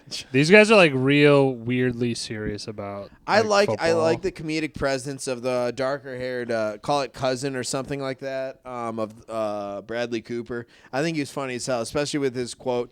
That's what we call a sack lunch. No. No. Yes, crab cakes Thanks and to football. That's what Maryland does. The intensity off these guys is fucking And great. then I think Woj mentioned it pre-pod with the whole thing with the you gotta anticipate that rush. Dude, they just got a pick, and then he's like going right to this guy. No, you got to anticipate Yeah, that. he got a touchdown from Secretary Cleary going deep, burning Owen Wilson. And then Oh my he God. yells at his like cousin or whatever. He's like, "You got to anticipate that blitz, man." He's like, "Okay, I'm And then- sorry." It's like and then- you got a touchdown. So- and then right after the Jeremy and John thing, he's like, "What happened, Toast?" I think he's on fucking. I think he's on steroids. He's trying to cover a fucking racehorse. Don't worry about it. We'll burn him with the post. Dude, it's a fucking quintessential guy. Like Yeah. I played football in high school. Like this is he's First like team Yeah. all state. Jeremy's I can play like- wherever I want. Yeah, I have a better idea. Throw an interception to Claire. Get her feeling good about herself. I think you can do that, John. That's the first team I'll stake. Put the ball anywhere I want. I'll make it rain out here. I'll make it rain out. Hot route, red 7. Red 7. I don't know what that means. Again, Vince Vaughn's facial expressions when he's saying He's it. pissed. So, I don't know what that means. We just go stand over there, please, on their side, please. So, Bradley Cooper's character is just taking wild. Like, it's a 2-hand touch game, and he's just, like, obliterating Vince Vaughn. He's like, I don't know what got into me, secretary. And, like, pre-snap, too. He's like, legs are fucking churning and shit. 5 generations of strong breeding. And he's doing link. Dude, he's like, Jesus Christ, chill. I think I put in my notes. I put Jeremy gets jacked up by sack on a blitz, goes down hard. So he goes down once, and then Your brother's down. He goes down, and he's like, Zach, I don't know if you guys catch this line, but he's like, how many fingers? How many fingers I got up? Yeah. Come on, Pepe. Yeah. How many fingers? 5. I got 5. And before that, big tree fall hard, right? Big tree I say fall. that a lot still. I say that a lot too, for sure. Yeah, 5 generations of large family. Yeah, you nailed it. Large family breeding. Let's see what else I got. Oh, he's also like down on the ground. He got fucked up, and John just like, stop milking it. Make us look like a bunch of pussies. Your brother's down again. I'm messing around. I can't breathe.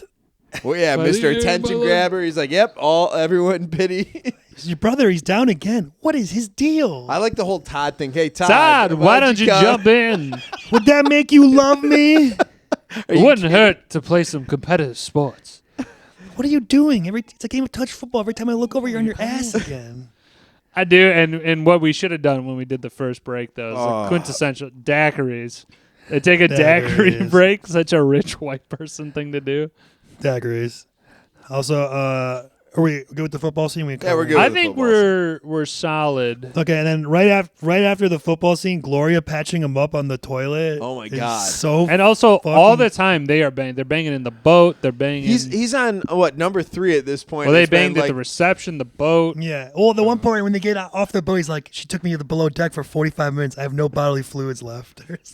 Poor guy. I mean, he's on 12 hours and just giving everything he got. So.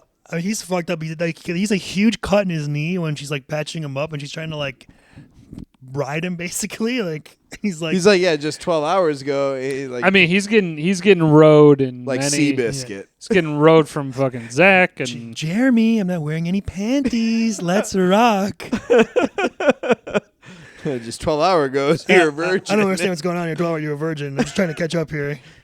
I like how he's like, wait, when she squirts the alcohol over his open wound. Jesus Christ! I'm just trying to explore ourselves in a non. I'm gonna get to know what's in here. What's in here?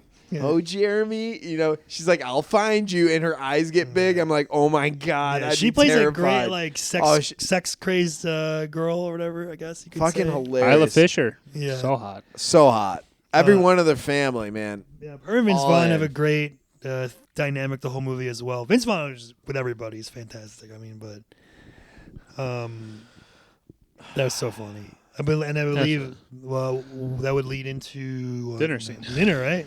I think so. So let's break it down to dinner. Yeah, they're on this boat and they're going to this island that the Clearys have a mansion on because they're old money.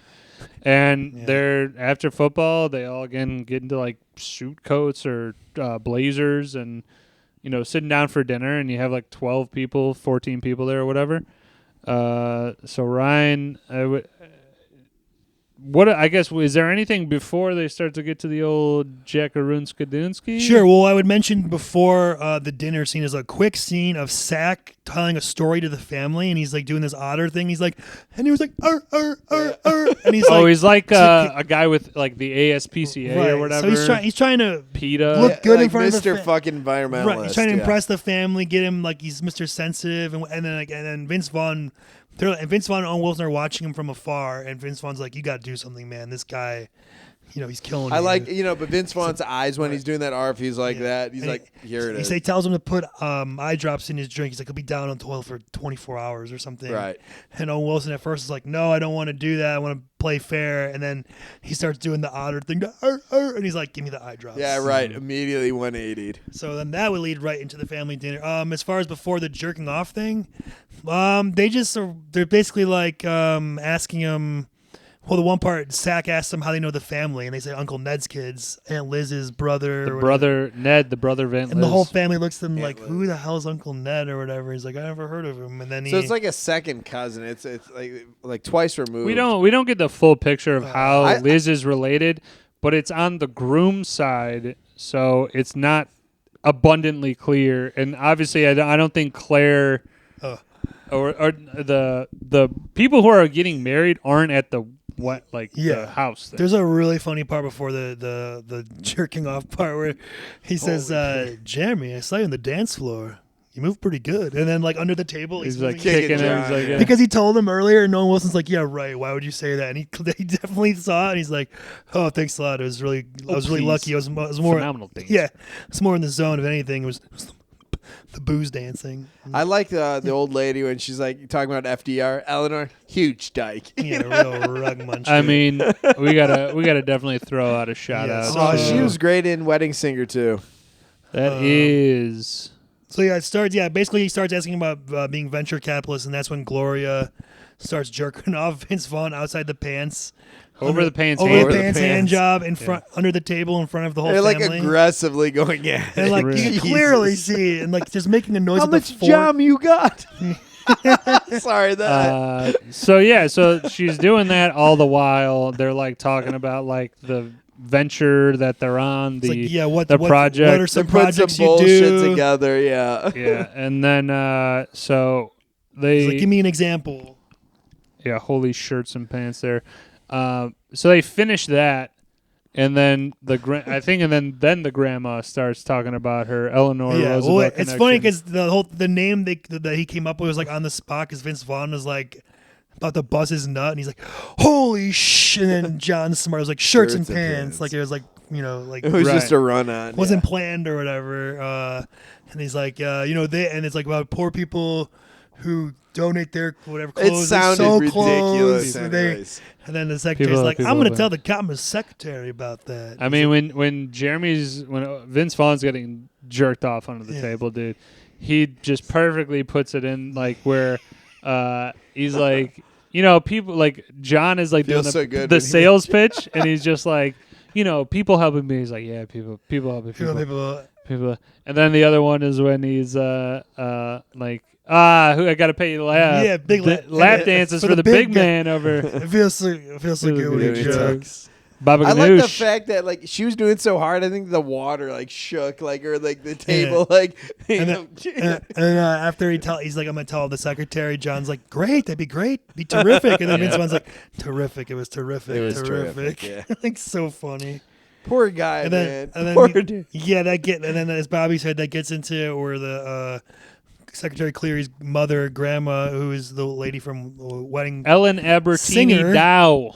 Very good. She's Awesome. talking about how she, Willie's father, my husband, was Secretary of State for President Franklin Roosevelt. It's like he was a doll. The wife, though, Eleanor, big dyke, huge real- dyke, a real real rug rug muncher. muncher. Looked like a big lesbian mule.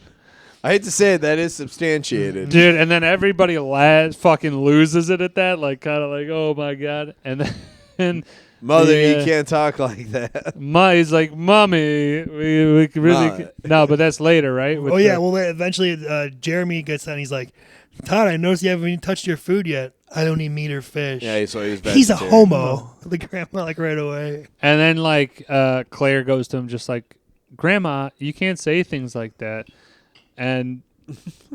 What was the one right before? Claire goes, actually, Todd's an amazing Oh, yeah, painter. He goes to RISD. Rhode Island School of Design, and John's like, wow, great, congratulations, Todd. That's cool, RISD. And then Jeremy Todd- actually Todd- goes into it. I'll set you up for the Cleary line. I'll be Todd. Yeah, Dad always thought he'd be a political liability. In case he ever ran for president. Yeah, sorry. Yeah, sorry, man. You just got It to actually, My is. bad, yeah, yeah. no, I got Can it. you, can you hit me with it one more time so I do sure. it justice? I'll start from John. Wow, it's great school. Congratulations, Todd. That's really impressive. RISD. Yeah, Dad always thought I'd be a political liability. In case he ever ran for president. Now, Todd, actually, truth be told, polling shows a majority of the American people would ultimately empathize with our situation. What is our situation, Dad? And the grandma chimes in. What was that one? You're a homo. You're a homo. Yeah. And then the mom, the Jane Seymour snap, she's like, someone put mommy. Oh, for God's sakes, William, put mommy to better. Okay, mommy. Mommy, we've had had a a long long day. and then Randolph, the butler, tries to get him. it's It's the like, greatest. I could do it myself, asshole. And this guy is just like, Jesus. It's like a Jamaican butler. And then, It's the fucking wait, greatest. and then, hold on. Jeremy's like, wow. And Todd gets up. He's like, I'll be in my room painting homo things. And he looks at Jeremy, and then Jeremy looks back at him like the same look he gave him like Vince the Vaughn, mediation. Yeah, like I made you a painting. It's sexual and violent. oh my God. The dinner table scene is like just 10 minutes of. It's the same thing with the football scene. It's like Yeah. boom, boom.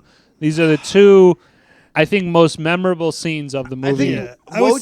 Woj hit this on the head early. Is that it's very quotable all up until they get kicked off the Well, the weekend shit hits the vacation. fan. Then it's kind of and more of everybody- like a romantic And then it thing becomes exactly until you get back to the Will Ferrell scene, which we'll get into right. later. All right. I really thought that was really insightful. No, I agree with that Mm, 100%. But yeah, like there's a bunch of like we just talked about the football scene, the dinner scene, and the couple scenes we're about to talk about. We're just like YouTube Wedding Crashers. Like those are the scenes you're gonna look up and like watch because they're so fucking funny. And I feel just like the gas is like about to be put on the fire. It's not yet, but it's like it's churning. well, like they're trying to push the romance and stuff like that. Where like, and I think it's again weird, and we'll talk about picking this, but like Claire gets up for like, hey, I'm gonna go get some air, and then John's like, I'll get some air if you want some company. Right, like and for the whole family. How do you Whole not know? family. It's like, super obvious. It's like she's super got a obvious. like not a fiance, but like a long-term, long-term boyfriend. boyfriend. That's there. basically almost a fiance. And he goes to like bed because he poisoned the. I'll say this water though, with I the do drops. enjoy the like late night Coldplay Sparks was the song. yeah, I'm wasn't just the saying I soundtrack. enjoyed that piece of it because I think that it delved deeper into their mutual interest in each other. Yes. Yeah. Yeah, so So good song too. After the family dinner scene, we got the Mrs. Clary's tits scene. So again, we there know we that go. she's a little crazy. Jane there. Austen comes into the. Who's doing that one? I'm not doing. We don't have. I don't have a. It's do? not. Motor- It's the after no, part. that's the that's the Motorbones. after Okay, that. that's like right after that. Scene. Well, it's two different scenes. I know. Oh, Right. very orb-like. Yeah, she's like real weird about it. She's like kitty cat. pervert. Yeah, she makes him feel his tits, and he's like calls her kitty cat, and he's like, "Kitty cat, are you fucking insane? This is borderline Borderline inappropriate." And then eventually, he just Oh wow. finally, yeah. these feel nice, and then she's like, "Pervert." I think she hit her Oh, climax and and she's like, yeah. Woj, fucking I want to ask pervert. you this: is it Do I like tits? Yes. who doesn't? As far as Young Corks, I watched that. The regular one, in the regular one, does he also walk by Todd's room and he's like, "Mom, make you squeeze her tits or feel her tits"? No, Ooh, that's that's- in the young court. Okay, So they add that scene. part's funny too. The mom made me feel your tits. I think they wholly underutilized Todd. And Yes, in they some, do. Some In the more scenes, theatrical just like the version. one bopping like that is like, "Mom made you feel her cans." It's like, oh, there's a little Jack Nicholson. That was weird. yeah, Sorry, that was awesome. sorry. I don't know why. So but mom All made you work feel her and no cans. play makes John. it was good. We all kind of just Yeah. did Nicholson. That was He want the truth. organic there. You can't handle the truth.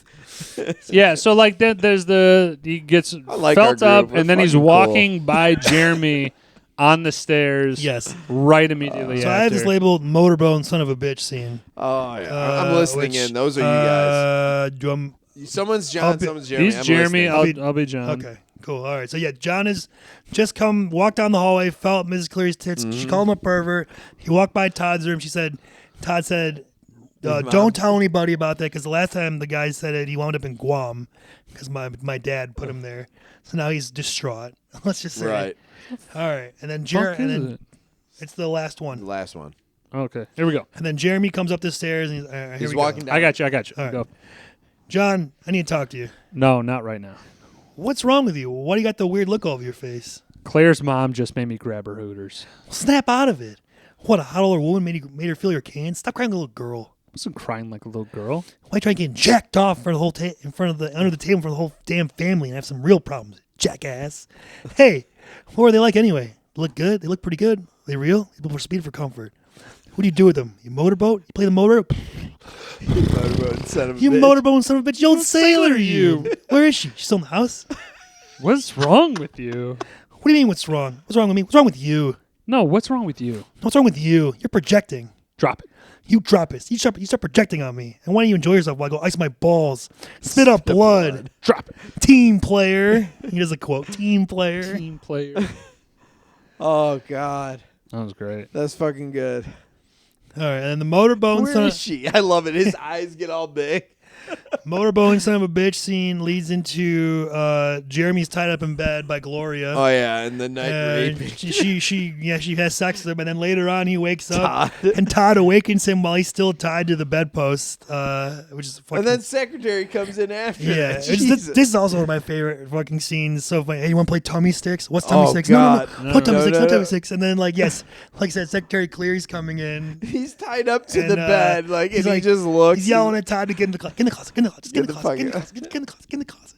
And, Fucking closet. Secretary Clary comes in and sits on the bed, pulls on the rope. It's like, it's like basically like it's a good knot. In his there. mind, he's going, good rope. Yeah.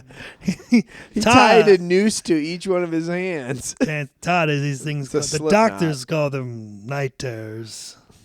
Or whatever. It's like a whole funny. Oh my God. It's a great part. And then he's like, or Todd's like, I'll pop out at the right time. And then he keeps like trying to pop out. And Vince Vaughn's like waving him back in. And then right after Todd's about to leave, he does like the kiss on the lips thing. Oh, It's yeah. like, yeah. that was nice. That was nice. Please leave. So we can talk He about reveals this the tomorrow. painting, right? Huh? You said that? The Sorry. painting?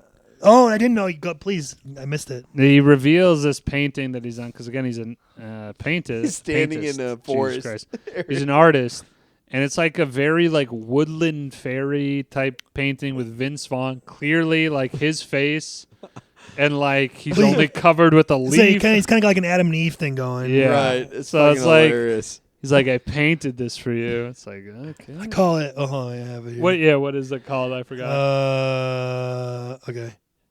I made you a painting. I call it Celebration. It's sexual and violent. I thought you might like it. Oh my god! I gotta mention this. Before he leaves too, Jeremy's trying to get him to leave, and he's like, you know what? Tomorrow we'll do lots of stuff. Talk about things like paintings. Me and Kyle, my brother, always to this day still say that like all the time. Like I'm like looking forward to it. A lot of stuff to do tomorrow. Real looking forward to it. It's really funny. I like the fact that Gloria's in there, like, and he just gets tied up. She's like, "I'm not being sexual or adventurous enough for you." He's like, "That is not." I'm pretty sure. And she fucking stuffs the sock and in then his mouth. and duct she's like, tapes "I it. love you," and duct tapes his mouth shut. I'm gonna make all your fantasies. Which that would lead into the God. the breakfast with John and Jeremy. So real quick before you get to the Sorry. breakfast, though. So again, in the uncorked edition, there is the Randolph, the butler. Yes, Woj, thank you. You're right. So, yes, you As are Vince right. Vaughn is going, they pass each other on the God. stairs. They're going up to bed. He's going into his room, Yes. and the grandmother is laying in there, and she's like, "I'm too drunk. You're gonna have You're to carry gonna have me." to carry me." And he's carrying Ryan. Her. Ryan, I'll let you do the quote there, but he's carrying her down the hallway, Hallway and the to her butler room. pops up, Randolph. Oh, he's like, Jesus, man, how much jam you got, man? He's like, "You doing the daughter and the grandmother?" The dog's downstairs. Careful with her, man. She's pushing 90. How much jam you got? How much jam you got, man? And at this point, the poor bastard's on 4 hits at this point. Like, I don't know how much more he's got in the fucking reservoir. Oh, dude, it's tapped out. Yeah. So now we get to the breakfast, which I also argue is like Funny one as of the shit. One of the best. greatest exhibits of like So funny. tense conversation, because like you know Monologue, what too. happened, but like he is so pissed, keeping it like so calm. I didn't get a lot of sleep last night. Soft mattress? Yeah, could have been the soft mattress. Or the midnight rape. Or the nude gay art show took place in my room. One of those probably added to the lack of sleep. So funny. Do you have the next part with the doctor? Yeah, he's like, I'm going to go see Dr. Finkelstein. I'm going to tell him we have a whole new bag of issues. We can forget about mom for a while. Whole new bag. Also, that scene's great. They're talking like he's basically John's telling him he needs more time for Claire, and that's when Jeremy kind of realizes like you're falling for Claire. Also, basically. the Bobby mentioned the midnight thing. Like you can tell that Claire is like Oh, yeah. having feelings for Yes. John and vice versa. Yeah, I should have mentioned that. Should have mentioned the at other way. midnight, they both go to each other's Rooms right to outside like their be like, door, are they like I want to knock on it and all that stuff, but which is a great song as well. I agree with Bobby on that. Yeah, Sparks. Coldplay, Sparks. Yeah. Sparks, yeah, we'll talk about soundtrack in a little bit. But that then sets up that, like, again, why he needs more time. Like, because I honestly would be like, if you find out that they have a serious fiance, like, you're not still there. You're not still. It's hard, man. And sometimes the love wants what the heart wants what the heart wants. If you, I mean, he fell in love pretty damn fast. I'll say that. It's real quick turnaround. I'll just say this: when you know, you know. Fair point. Okay, so we get to the breakfast. After breakfast, then is the. Oh, it's a sailing trip. I didn't have anything from the sailing trip. I'm good. That's not really.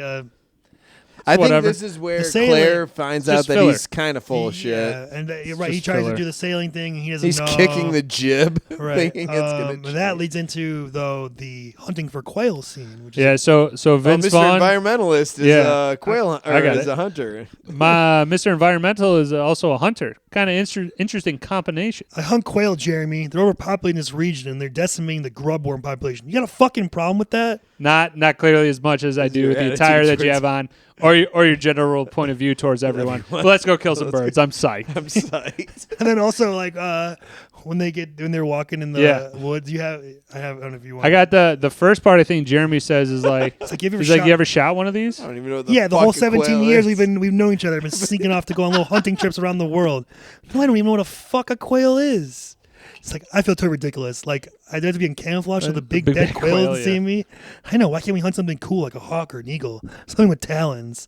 That'd be fucking awesome. man. That'd be awesome. We could get something like a big game, even like a gorilla, rhinoceros, or a fucking human being. That'll get you jacked up. That's a little heavy. I mean, like, you hunt a human being right now, like most dangerous game, like a worthy adversary. Oh, Not a human being that's armed, but a clever human being who knows the jungle or the woods. So he's the bad guy. And fucking Bradley Cooper shoots Vince Vaughn in the ass with the what's called the Bird shot. from a buckshot. No, not a buck. Oh, Bird. birdshot. Okay, sorry. Buckshot would fucking kill him. so bird shot into the ass, and then Gloria's picking it out. Oh, can we say too? Owen Wilson fires this gun and flies back about 10 feet. Yeah, That's really Yeah. funny. right. Okay, if he has a bird shot, he's not flying 10 feet. But I thought that was funny as hell. And like Woj was saying, I'm sorry. Go ahead, Woj, with the Gloria thing. That's one of my favorite parts. I hope too. you fall over. So like John is having the greatest time ever. He's fucking like, all right, Claire and I are gonna go on a bike ride, yeah, I hope. and then Just Jeremy's Leave me in like, the- yeah, go ahead. Leave me in the like, fucking trench. hope you flip your bike over and knock your 2 front teeth out, you selfish son of a bitch. Leave me in the trenches taking grenades, John. Yes, I love that line. It's one of my favorite lines. It's so good. Then, of course, that leads to the Claire and Ooh, Owen Wilson. yeah. Owen Wilson. We'll talk about soundtrack later. Sorry. I'll Pete- say this though, Bradley Cooper was meant like he's like I'm trying to scare him. Bullshit. I've been around It's a little- guns my whole a life. little too close. You're aiming at them. You meant to fucking I was thinking that wing too. 'em. Yeah. You weren't even trying to put it close. You were aiming to fucking clip one of them. Right. But I think, like you said, him flying backwards kind of ruined that whole setup. So then, yeah, you got the Claire and John bike ride beach scene where they finally kiss, and they're like clearly you can see they have real chemistry, and it's not all just John. That Claire is also reciprocating. I like that he's like, I didn't mean to pry. Yeah, you did. Yeah, you like did. that was, I think, a Yes. very pivotal moment for both of those two as they're like kind of going down this like Yes. romantic path. And then in between there's a part where Sack calls about the guys to try and see who they really are to his friend Trapster. Right. Oh, hey, you remember that PI we used? Yeah, yeah. Do you know that? Yeah. No, that's no, a no, good- no. No, you got it. The big sleazy Tommy Yeah. Gufano. Yeah. Tommy Gufano. Yeah, the WAP genius. Oh my god. So then Vince, Well, not Vince. there's the dinner they have, and Sack finally proposes or Right, whatever. right. But at that point, I don't think Zach knows that they're full of shit just yet. No, But He has inclinations. but he John already knows he's not an idiot. But John and Claire have kissed, so now they're like they have this thing where They've established Yeah. a bond. Right, but That's it. I think Zach is definitely at the point of She's going so like, this hot. guy is trying to fuck my girl, Fiance, yeah. and we got to look him up and do a shit. Even though at the same time it reveals that Zach is also a piece of shit douchebag. Yes, exactly. And then that leads to the great scene of Jeremy talking to the priest, sharing a drink with him. Yeah. That was fucking She hilarious. pours him like a full glass of, was it scotch? He's like, yeah, take it when you're ready. You get Scotch all the way to Yeah, the have a top. little bit Oh of my the God. sacrament here. And he's I don't have exact. I don't know again of Woj if you That's have a any lot of the of scotch. quotes from that when he's like Yeah. talking to him. Maybe I'm a little fucked up. So he's like, he's pouring it. He's like, here, have a little bit of sacrament. You can clearly tell Jeremy's done. He's like, it's over. He's frazzled by all. It's over. I mean, like, he's been thrown through all that stuff, and then been shot in the ass, and it's like, yo, I'm out of this piece. Yeah, I'm tapping out. And then, dude, this couple times, he's pretty much toasting the priest there. He's like, happy days. Here's a looking up your address, and then just takes a huge chug. Yeah. He's I like, thought you were talking about the scene where he's like, maybe I'm a little fucked yeah, up. I'm Okay, sorry, go ahead. I'm getting to it, bud. All right. He's like, let's put all the cards on the table. This chick is fit for a straitjacket. This broad's fucked 3 ways towards the weekend. And you want to know what? I dig it. It turns me on. Yeah, it turns me on. Because you want to know the kicker is, Father? Maybe I'm a little fucking crazy. That's right. Maybe Jeremy's a little nuts. Maybe there's something about me that I'm a little cuckoo. I know it's a surprise. I know it's not on the surface. I had an imaginary friend when I was a kid. His name was Shiloh. We would play checkers every day, and bless his heart, Shiloh would let me win. Yeah, and the priest has a little smile on him. And then you have I don't know if you have the part where he's like, it's like, you're a cool cat. You're a good dude, enlightened cat. I dig talking with you. I'm just kind of gives him that I paraphrasing. didn't have the the full second kiss. part, but then, he gives him a full smooch Yeah, right on the it's like, lips. you're a sweet, sweet man. He kisses him on the lips. And I also will just shout out, though, that the priest, man, the man, the myth, the What's his name? legend. What- He'll be coming up later in the that guy portion. Definitely so. Definitely. So Henry Gibson, baby. Henry Gibson. Yes. So after Jeremy talks to the priest, I have John and Jeremy are found out.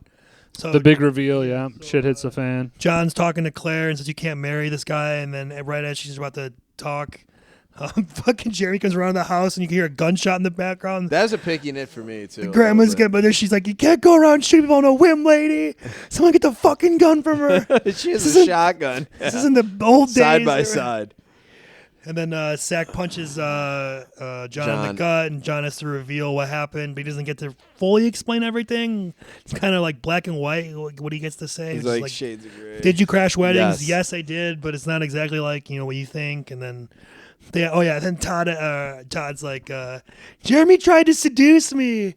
I want my painting back, Jeremy. It was a gift, It Todd. was a gift. I'm taking it with me. I'll say this. I love the last interaction between Jeremy and Gloria. He's like, hey, you know what? I'm not perfect, Yeah, and neither are you. And she's like, oh, I love you. And he's like, I want you. The lipping it back and forth. Mm-hmm. But what a fun, fiery relationship those two are. And they're just like, again, until we get to the Chaz scene, I just had a couple of quick ones. There's basically John tries to get Claire back. He goes to the wedding. The Randolph gets him lets him in. wedding Well, because Claire and Zach are fiance, and they're getting It's their engagement party. Engagement party, yeah. Thank you. Yep. And then Sack sees You. John on the window Yep. of the door of the kitchen, and he takes him outside, punches him a few times. I'll just say this though, he's not walking away from that. If some guy lines you up Yeah. and holds you there, and then he clocks you in the jaw, you're down for the count and for a then bit. Jeremy was supposed to show up, but he didn't because he was fooling around with Gloria behind. back, Behind yeah. everyone's back, I guess. I'm assuming. I got John and the family. No one knows about them. No one I don't knows about think. because she's also pissed. Like, oh fuck, what time is it? Yeah. So then then he's all pissed off at Jeremy because he's been. The reason why he's been MIA the last few months is because he's with Gloria, and he knows that obviously he knows Gloria that you can get the Claire through Gloria. So Right. you've been sandbagging me for real the whole time. You sandbagging son of a Yeah, bitch. in a bad way this time though. No, but I'll say this to Jeremy's defense. He's like, hey, man, for your own sanity, you got to let this go. She hasn't returned. Honestly, that's a friend speaking. He has the one line with the puppy. He's like, the puppy got her. Kitten, yeah. God he's knows what happened to the little kitten. I know you ain't She ra- didn't keep it. I know you're not raising that goddamn thing. Yeah, exactly. But I'll just say this. I think his, trying to build a bridge, during his depression, is genuine. And it's like, dude, you got to let, that's a friend there. You got to let this one go. I think there's a portion of it where, yes, Jeremy is trying to be like, hey, man, I want to, hear from you, dude. Are you good? He writes left the a note. He and all that called, shit. left messages. But at the same time, Jeremy's banging Gloria behind his back. But why- So it is a thing, though, of, he's doing it, but, realistically. and he knows could've- how much he loves Claire, or wants to talk to her at least, and he could easily set that up with Gloria if he so chose to. I mean, Didn't Claire maybe put the wall down? Even if, True, but if you're your best friend, You're right. You're right. You could at least ask Gloria. To some extent, that like I said, that could have been arranged. You could tell, hey, Claire's going to be here at a certain time. You could run into her or something. Right. So he could have helped her out and done a lot more. Yeah. So get out. John gets fucking pummeled by Zach. Right, and then he starts. Sorry, go ahead. Oh, go ahead. No, my bad. Go ahead. You go. Go. You're good. Someone fucking go. Someone go. Go. You go. Now I'm just fucking with you. Take it back. Nah, just fucking with Okay, you. got it.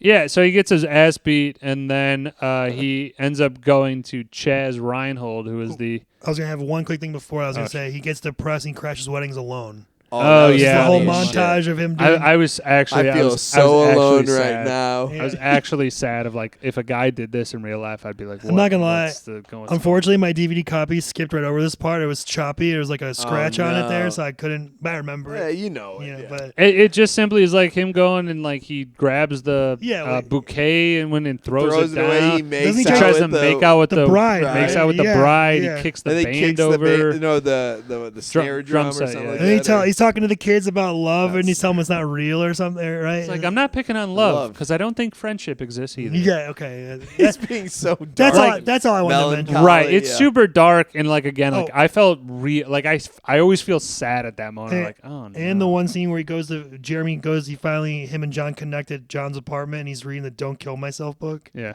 Don't jump. Or yeah. don't jump. Yeah, basically. it's anti-suicide. Yo, you okay, man? That's not my book. Don't worry about it. And then he's like, he I've forgives been reading him. a little bit. He's like, by the way, I'm getting married. I want you to be the best man. Kindly leave. Yeah. Get out. I'm reading Yeah. "Don't Kill Myself" books. They said it wasn't They're yours. bu- Don't worry about it. Don't worry about it. They're not mine. It's not mine. It's not important. So I just wanted to mention that part really quick. But then, Little quick jab. Chaz, please. Yeah, afford me. so he gets with Chaz Reinhold, the creator of the Wedding Crasher rules, and he goes to the address that he got apparently from Jeremy. And this is up there with one of these scenes in the movies that you remember so vividly. It's the mom comes to the door first, and he's like, "Is Chaz here?" He's like, "Yeah, 1 second, Yes, come on in." She like trips on the skateboard. He's like, "Pick up your fucking skateboard." And then Chaz, as the glorious Will Ferrell, descends down the stairs with nunchucks around his neck. Nunchucks around his neck and like a Hugh Hefner robe. Which I also would like to mention at this time, this is Will Ferrell's prime as well, where he Absolutely. said he came, exploded with Old School, then had Anchorman, and this is like right after that. Sure. So it's like, Right. you didn't know he was going to be in this, so it was like I don't think at least until after or something, but it was like a big deal kind of, Yeah, no, agreed. Go ahead. And Will. so as he's standing him up, Chaz is like, "What the fuck do you want?" yeah. John's just like, Yeah. "I'm John Ryan." John Ryan is right his name. I'm Jeremy's. Jeremy Gray, John Ryan. Yeah, Jeremy Gray. John. He's like, "Yeah, I'm Jeremy's friend." He's like, "Why didn't you tell me, buddy?" Bring it in, brother. He's John Beckwith. John Beckwith. John Ryan's fake name. Yeah. So he's like, "I'm John Beckwith, friends with Jeremy Ryan." He's like, "Why don't you tell me, dude? Get in here. Bringing in for the real thing, brother. You don't even realize they almost just nunchucked you." It's like, and then Owen was like, "Oh, I gotta tell you, when I came here, I was a little concerned. It's like your mom answers the door. I don't know what the hell's going on here, or whatever." He's like, "You hungry? You need something to eat?" I He's knew like, you'd "No, come I around." just had a bite before." He's like, The "Hey, girl Ma, comes- can we get some meatloaf?" The girl comes down the stairs, and he's like, "What'd you have?" And Oh, I he bagged picked up her yesterday Smoke show at a funeral. at a funeral. How's my Some protege? nature's- Jeremy? Yeah, J-Bone. Believe it or not, J-Bone. J-Bone's getting married. Good. What? What an idiot. Idiot. What a loser. More for Good, us. good. More for you and me. yeah. Good. Yeah. And then the girl comes out of the thing. He's like, oh yeah, he says the whole thing, and he's like, "Man, you're still living the dream, aren't you?" Yeah, Bobby's got it. It's like, yeah, her boyfriend just died. Dude died in a hang gliding accident. What an idiot. Oh, honey, take a hang picture. gliding, take a picture, honey. I'm dead. She's like, "You picked her up at a funeral." Yeah, funerals are I'll where throw in a it's at. wedding every throw now and in- again. He's like, "Grief is a natural aphrodisiac." Yeah. But then, dude, the part that gets me every time is that he keeps going back. He's like, "All right, man, I'll have some meatloaf. You want some? You want some? Ma, the meatloaf. Can we get some? I don't know. Well, what we she's want doing it back now. there. What's she doing back there? I never know what she's doing. Fuck." Fuck. Yeah, that is like elite, like 5 minutes of and then I mean, dude, this Yes. is you gotta just watch it. as you said, after they get kicked out, it's kind of in a low point. The movie it kind of lulls a little bit, and this brings it back up.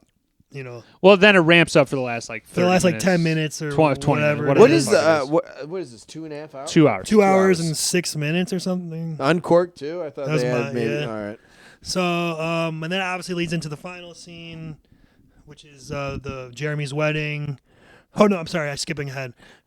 Will Ferrell and Owen Wilson go crash a funeral. Earlier in the day. Damn or you, something Roger. earlier in the week. And then and then we get to the ceremony Well, where he leaves right from the funeral to go to the ceremony. Right. Right. So Jeremy still wants John there. He's like, Yeah, I he's hope still my you best I man, hope yeah. I hope you can still make it there. You're my best man. And he goes, and now the Cleary family is like okay with him. Well, Jeremy, they Apparently. don't, No. they don't have a The choice. Secret Service guys apprehended. No, he's saying him with initially. Jeremy. With Jeremy. Oh, Jeremy. Yeah, they've. Yeah, you know, Like, they I said guess they're Gloria's just insatiable. cool. You know, she Well, wants- I should say they do that thing with Christopher Walken and Rachel McAdams, where he said, like, "This is crazy." You know, only 3 months Gloria. You know, we had to have a Insatiable. birthday party for her. We had on her 13. We had a 14 on her 14th birthday. We threw her 16 Sweet suits. Right, 16, yeah. and then he's like, has the line where, like, well, you know what? When you know what you want, you know what you want, or whatever. Yeah. That's when you see in Claire's face, like Claire, she's guys, crying. she's a broken woman. She doesn't want. You can say she this. definitely still likes.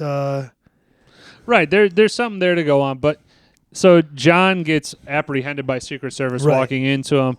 They allow him, like Jeremy's like, hey, that's the best man. Yeah. Goes up to the scene, and then The like Secretary Clary gives him the nod. Like, dude, okay. it's just the cringiest thing. Like it makes my skin crawl. Oh, when, he's like, whispering to Rachel McAdams. So he's whispering across the wedding, like across the ceremony. He's like, "I'm so sorry. I'm not meant to be here for you. Yeah, you're right. I can't. That kind of. I'm just here. I'm just here for Jeremy. You and look that's fine." beautiful. Yeah, sorry. It's like you. That's all that I'll I say. can all think about you. You know what? That interaction needed to happen, but then Right. you have Gloria and then fucking Jeremy. Like, dude, like fucking wrap it up. I'm not gonna lie. I can see how they can be cringy, but I like that part. I like it too. I think I it's kinda- essential to the film, but it's in the situation. It's like the cringiest shit. I think it's like, for me, it's like if you've ever been like dumped and like there's some and you never got that You never had a chance to closure. Speak, Yeah. speak your He's piece. getting that. You always want that chance, and he's getting to do that, even though fair point. terrible time and place. Terrible time. Of that's maybe But more of where I If land. I was him, I'd probably do the same fucking Take the thing. shot, Ryan. You take the shot. I would probably be more Same. angry about it, but Yeah. I would. So okay, so Oh, see then what Ike Turner here is. Claire, yeah. So Claire basically is like running away and like I can't do this, and Gets then emotional, Zach yeah. is the Well, fiance. Yeah, the fucking congregation here doesn't goes give a shit about nuclear, Well, John says I never got my chance to explain, and then yes, Zach has had enough. Go ahead, Will. and he's just like, Claire, get your fucking ass back on that altar. Oh, can't see what a preview of Marriage is like with Ike Ike Turner Turner over here. here. Yeah, and so Zach, and then like the Senator Cleary's like, Zach, she's a grown woman. Yeah. She can do whatever her defend- I wants. stand with my daughter. Yeah. Yeah. And then he goes. You don't know shit. And no, he Yeah, you jumps don't- over the fucking pew and goes to basically He's attack gonna John de- he's gonna again. attack- I was like, John. here we go again. And and fucking Vince Vaughn. just catches him with a left and just Boom, drops. one Dude, tell that to your Dalai Lama. I'm a a jackass. God, great. Great end. Fuck. Sorry about that, man. It's okay. Just go kiss the broad already. Yeah. Can I get married now? Yeah. And then, of course, it ends with them all four in the car together, the couples. We're a folk music band from yeah, Utah. and then like we can go crash. Salt Lake City. They would have go tempura. There's some Asian wedding or whatever. Yeah, at 3:00 We're a folk singing group from from Salt Lake City. yeah. And that's basically the movie. It ends on a happy note. Vince Vaughn's married. Claire and John are Clearly together. giving it a chance. Probably will get married. Giving it a chance. You know, at least they have a chance. He's not going to be with Sack. That guy's a psycho, which I mean, Bradley Cooper nails his role as kind of that like intense boyfriend. Well, I was going to say, this is like the first time for me. I remember seeing Bradley Cooper in anything, I believe. Yeah, this is kind of his, to me. It's, Obviously, His breakout. before he was Bradley Cooper, he was just a guy in Wedding Crashers. And then Right. yeah. later on, he became Bradley Cooper. Okay, Hangover was the transition. Hangover was when he became a star, I would Yes. say. I think that's his. That's titular because that movie role. before it came out was not supposed to be like this big deal, and it just exploded. Yeah, Like it was hilarious, and it crazy. was like everybody in that movie became a bigger deal than they Definitely were. so. Superstars. So okay, I mean, again, we went through the whole movie, but this Picky one Nits. really knit it. No, No, we you're got skipping mid. I'm calm it jumping. I'm down. sorry, dude. I'm jumping. I'm sorry. You're good, man. okay. We forgive you. Don't worry about it. Let's I'm run. Let's steering run the through. ship. Let's run You're through right. cast and that guy. Oh, I will say I kind of mentioned some Well, people throughout the. Sure. Sorry, go. Well, I was gonna say, does anybody have any remaining quotes they want to get rid of? You want to? Oh, I can do quotes. I can do let's quotes. just if there's any we missed, All right, now is let's- the time. I'm gonna Go. throw it out. John refers to Jeremy all the time as Baba Ganoush, one of my Yeah, love it. my most favorite nicknames of all time. I like Trap's one part. He says, "Damn sluts." Yeah. It's really funny. When Senator Cleary is like talking to John about like the other guy that he doesn't like, he's like, he thinks Moby Dick is a venereal disease. I always say. good job, Walker. What I always say, it's not like a phony line or anything, but I just kind of say it sometimes, like, you don't sound very enthused. I tend to say that a lot. With Senator Cleary on the porch, and he's like talking about Todd's art. He's like,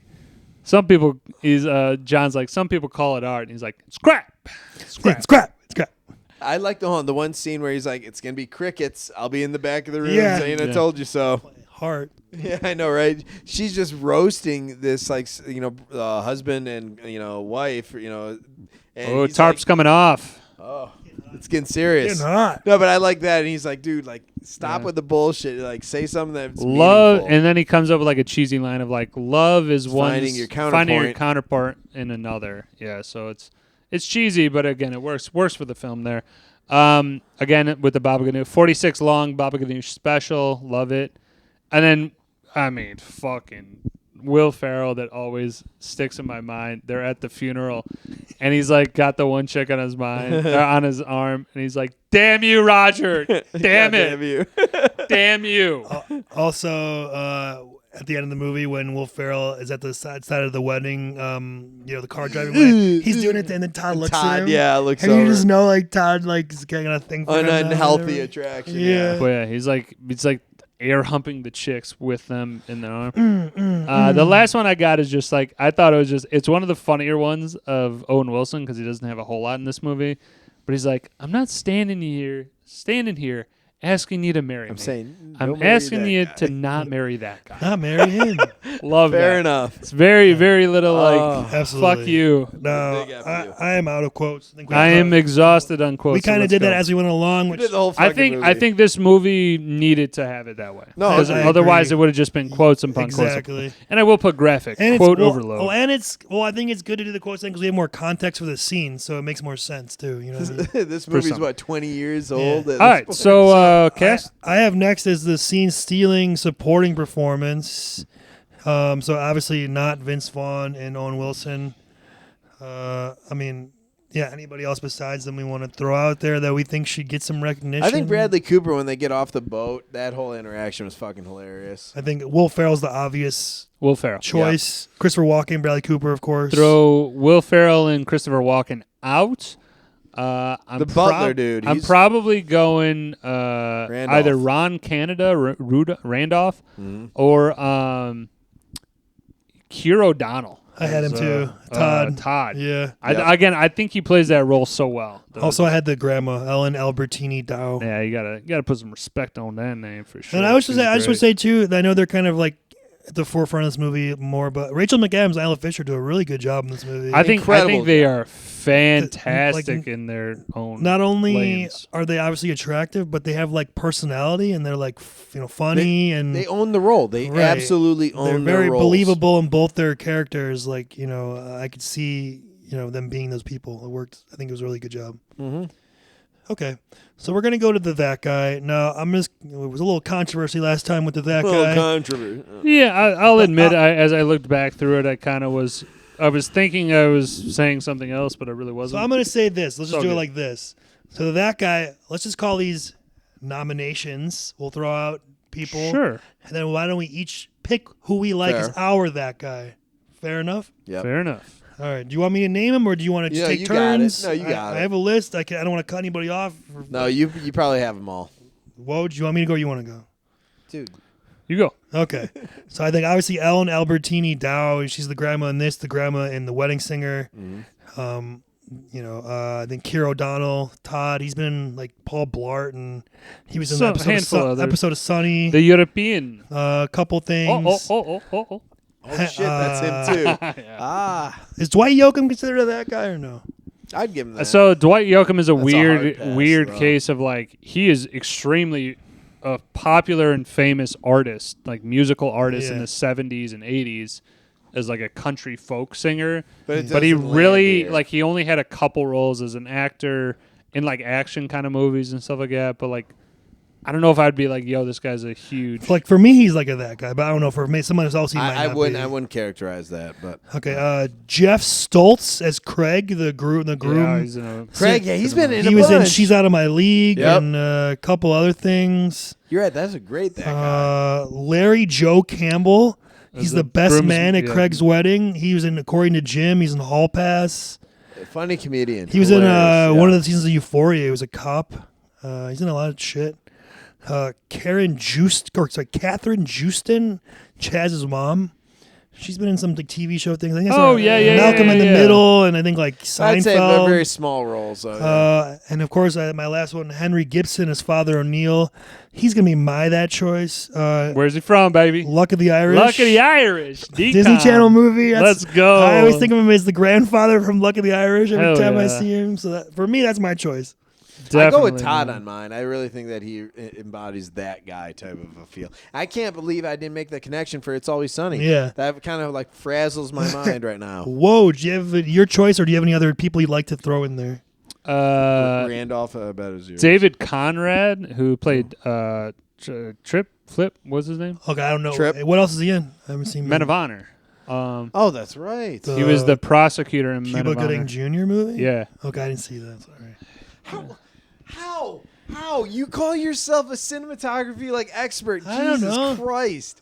Clip it. What's That's a all I gotta few say. good men? I don't know. I've seen a few good men. Oh, many times. and the part about that is crazy is that you called that a Cuba Gooding Jr. Robert De Niro, Cuba Gooding, whatever. Robert De Niro is Oh the main. God. I No, but don't to get me his wrong. credit, though, Cuba Gooding- Cuba's great in it, but like you're like, oh, that Cuba Put Gooding. some respect on Cuba Gooding Jr.'s Oh my name. God. He was man. great He won when an he Oscar was. for Jerry Maguire. Yeah. It baffles me. It absolutely baffles me. Your level of expertise and your level of. Well, that movie not came out knowing. when I was like 11. Who cares? I don't know. I just never saw it. It just never. I mean, you can. That's I've seen that's movies fine. that are from the '60s. I wasn't even Well, born I yet. know, It was I'm an not- afterthought. I'm not opposed to seeing it. I just haven't seen it. Oh my! Let's go. I don't have any else. Okay. Any other? So who's your choice for that guy though? Who'd you choose? Henry Gibson. Okay. I mean, it's All right. it's for sure. I mean, that's nostalgia there.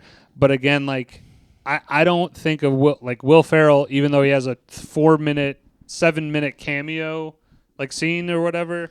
It's like he is the one that, like super famous. But like I guess I'm kind of mixing scene stealing and all that shit. But All right. moving on. Now I'm gonna go to the recasting couch. I'm not saying that I would recast anybody because I wouldn't. I got No, nobody this on is this. But Perfect. if there was an alternate universe, or something like that, and we wanted to do something. Sure, go ahead. So I have a couple of notes I jotted down. Topher Grace is Trapster. Yeah, I could see it. It's not the friend he Yeah, calls. yeah, no, yeah.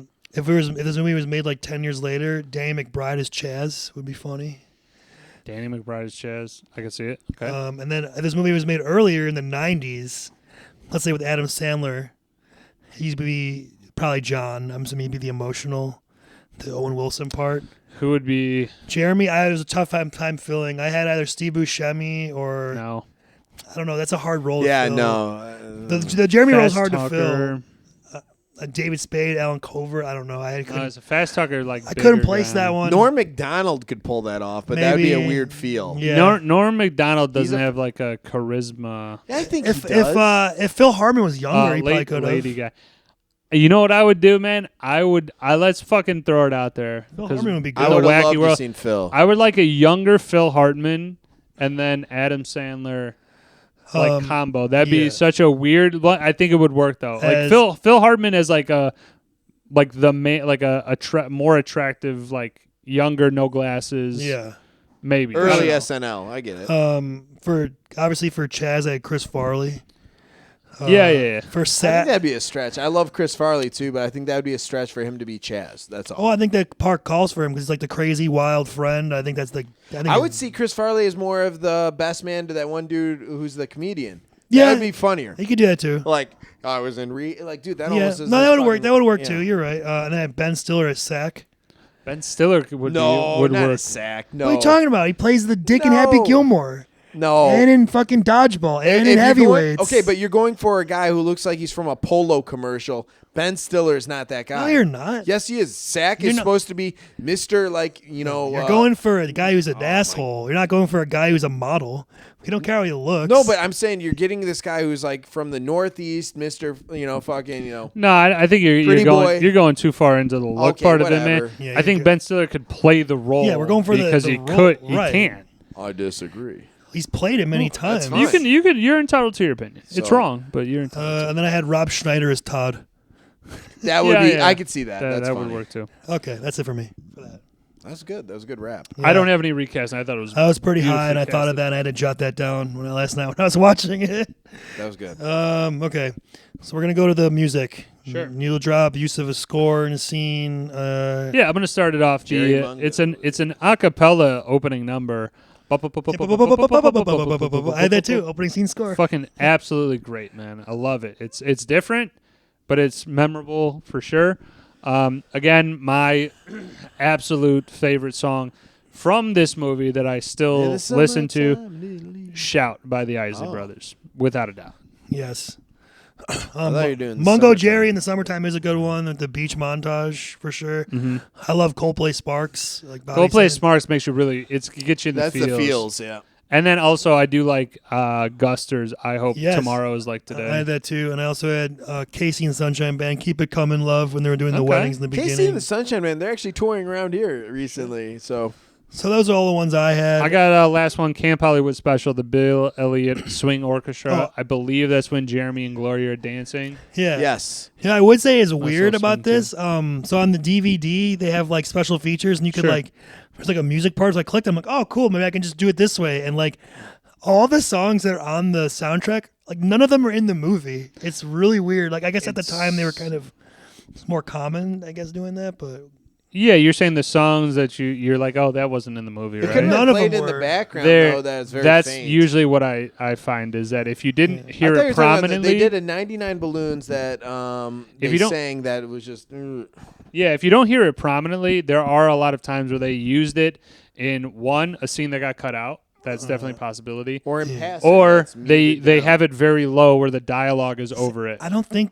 To me, I think this is more Like, what's an example? I Can could you be throw- wrong, but to me, it seemed like more of a soundtrack of the time, which is the early to mid 2000s of like the punk rock kind of shit. Because they have a lot of like Jimmy World's on there, a couple other bands. I don't off the top of my head, I don't have them written. Maybe down. it is a sign of But the like times. they were That's like weird. songs. I'm like, okay, I've heard this song, but not in this movie. Right. So okay. like it was, I just found that interesting. But I think, like I said, like back then they kind of did do that, where not every song was necessarily part of the movie. Like like Spider-Man the Or maybe movie. they had rights to it and they said, hey, they gotta like Possibly. list of So I had to end up going on like Spotify and trying to do it that way.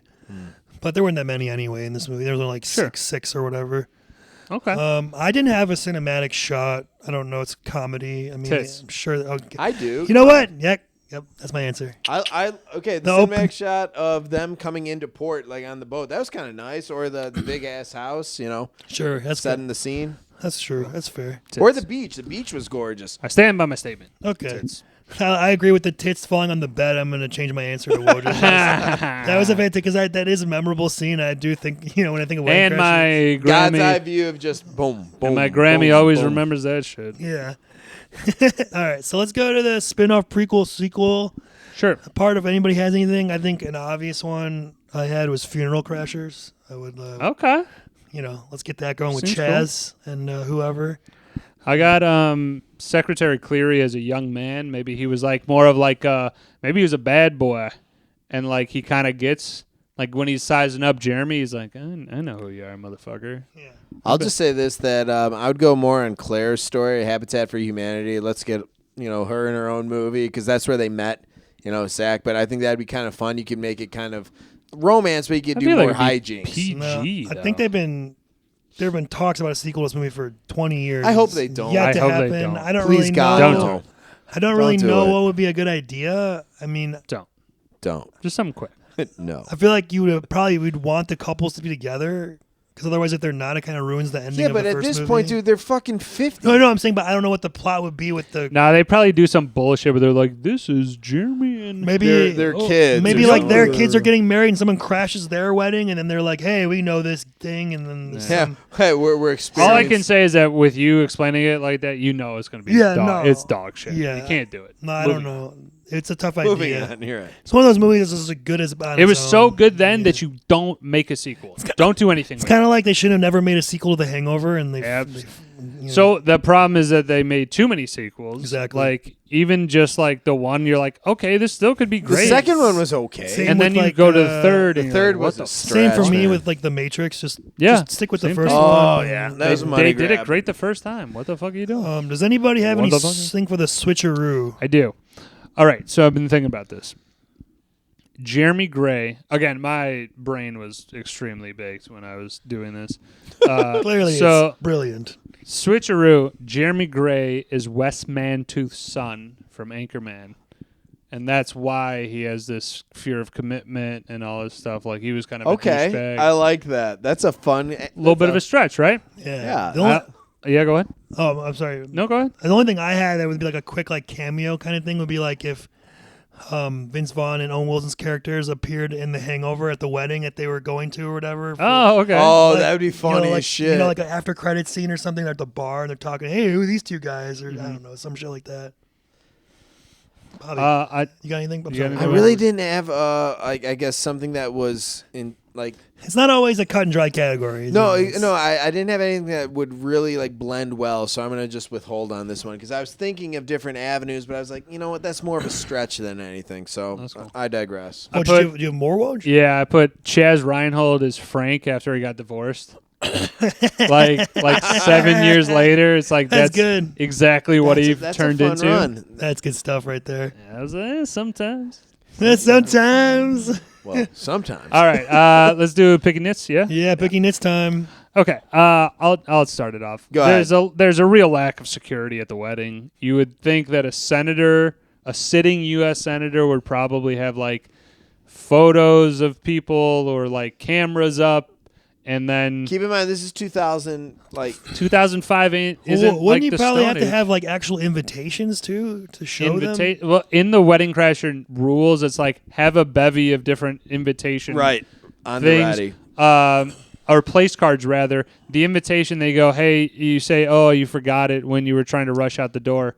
I don't think you would get in the door. I really don't. I think for some 2005? of these they should because it's such a large wedding. These are hundreds of people. I think there's a lot of people attending, but I think the security would have been much more. Probably. Much Yeah, more with a in, standing you know. senator, I would agree. I Right. think that they'd be a little more strict. I Okay, have what you got? Obvious one. I mean, staying the weekend after the Cleary wedding is very risky and, kind of, it seems like against your whole code, if you will. Like, Well, that's the whole idea. Is like I'm Well, already no. in the car. I know, and John, it's because John likes her or whatever, but it's just like John couldn't close. the longer you're there, like at the dinner table, the more questions you're going to have to answer probably. Like, You can't how do leave you- it vague. How yeah. do you know this family? Yeah, who Why the you fuck here? are these guys? You How about know, that? like- Is this guy shooting with one hand? Yeah, right he now? is, I think. What a fucking idiot. So Sorry, just go like, ahead. that whole thing is like, and plus like we kind of talked about earlier where they're like doing the toast to the bride and groom and like they're really, being a memorable part of their wedding. Like they're standing out. I guess they're standing in a good way is their argument. I think they are too close to the sun on a couple different things of like the ceremony, solid plan, 5 rows back, not crazy. At arm's sitting length, but, sitting arm's length, and some once they kind of turn it up a notch, it's like, oh yeah, this is you too close. Somebody should have found you Too out. close, man. You're too close. Yeah. I rip and I rhyme.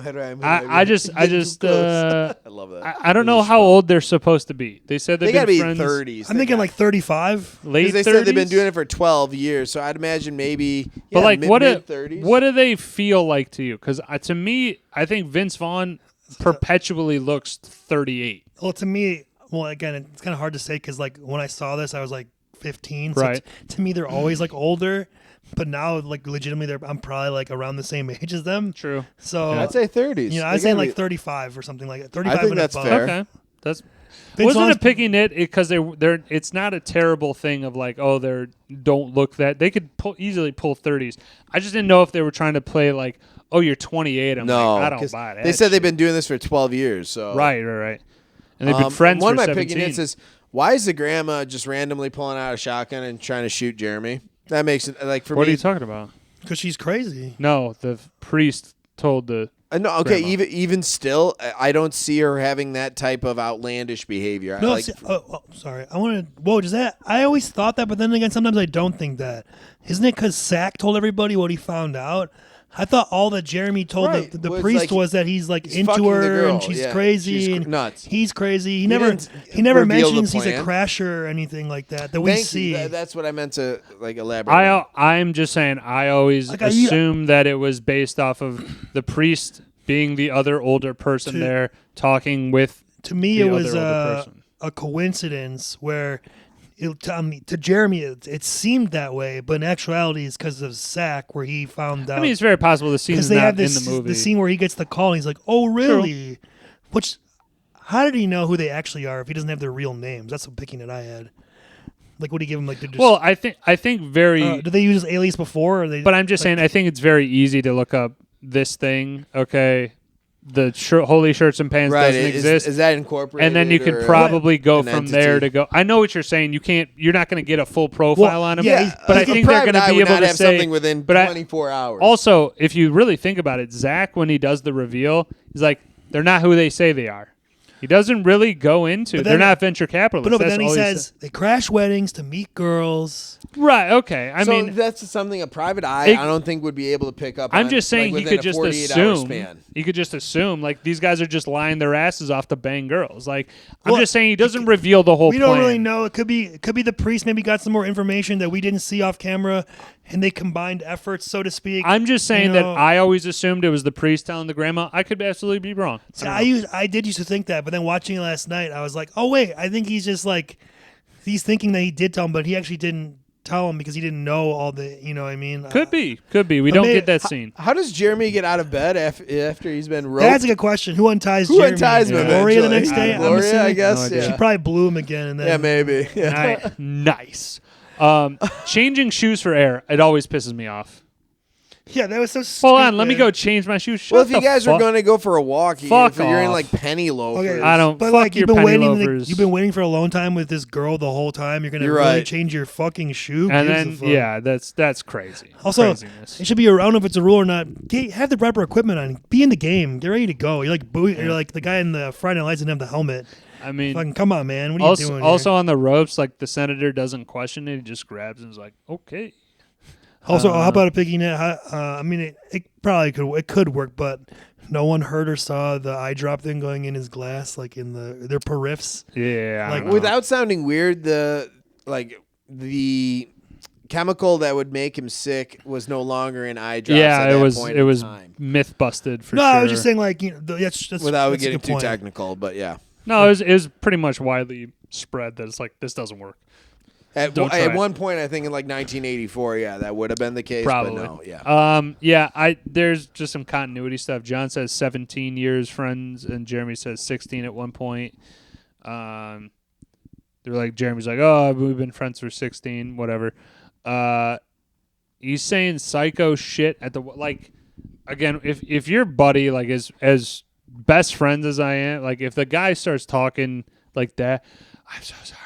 I just want to say you look so beautiful. It's fucking crazy. Like I get it for the story, but I'm still like. Well, what does he think's going to happen when he invites them to the wedding? You think he's not going to talk? True.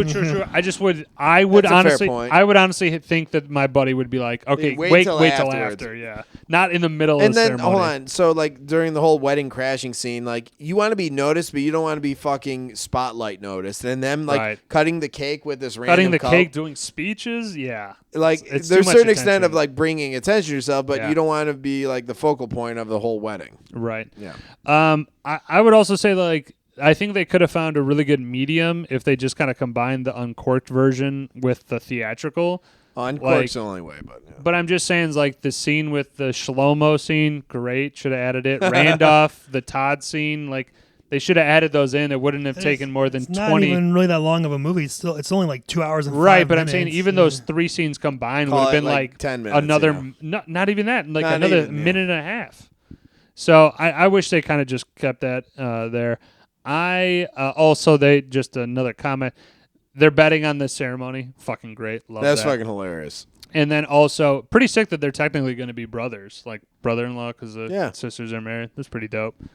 Well, Woj, didn't you have a question you wanted to ask us about the rules? I was just going to say, I'm tapped out on picking Nits. Are we guys good? Yeah, I'm good. Yeah, just your rule thing and the grades. Okay, so again, this was crazy. This is what movies used to do, by the way. Hollywood, fucking get your goddamn ears open. This has a whole wedding crasher rule list on the DVD special features. And I asked the boys here to just go through and tell me which one was your favorite. I will start. I got 4 of them, but I'll start with one. Rule number 10: invitations are for pussies. Nice. Okay, I like number 39. I find this to be true. The way to a woman's bed is through the dance floor. Okay. That's a good point. Rule number 1: you never leave a crasher behind. You guys go there as a unit, leave as a unit. I like that. Rule 36: your favorite movie is The English Patient. I like that. Rule number 50: always pull out in time. That's crazy. Always pull out in time. Rule number 59, which I don't agree with: no chicken dancing, no exceptions. I'm a chicken dancer. I like the chicken dance at a wedding. I kind of agree. Sorry, it's not my cup of tea. That's fine. You can have your opinion. They're wrong, but you can have it.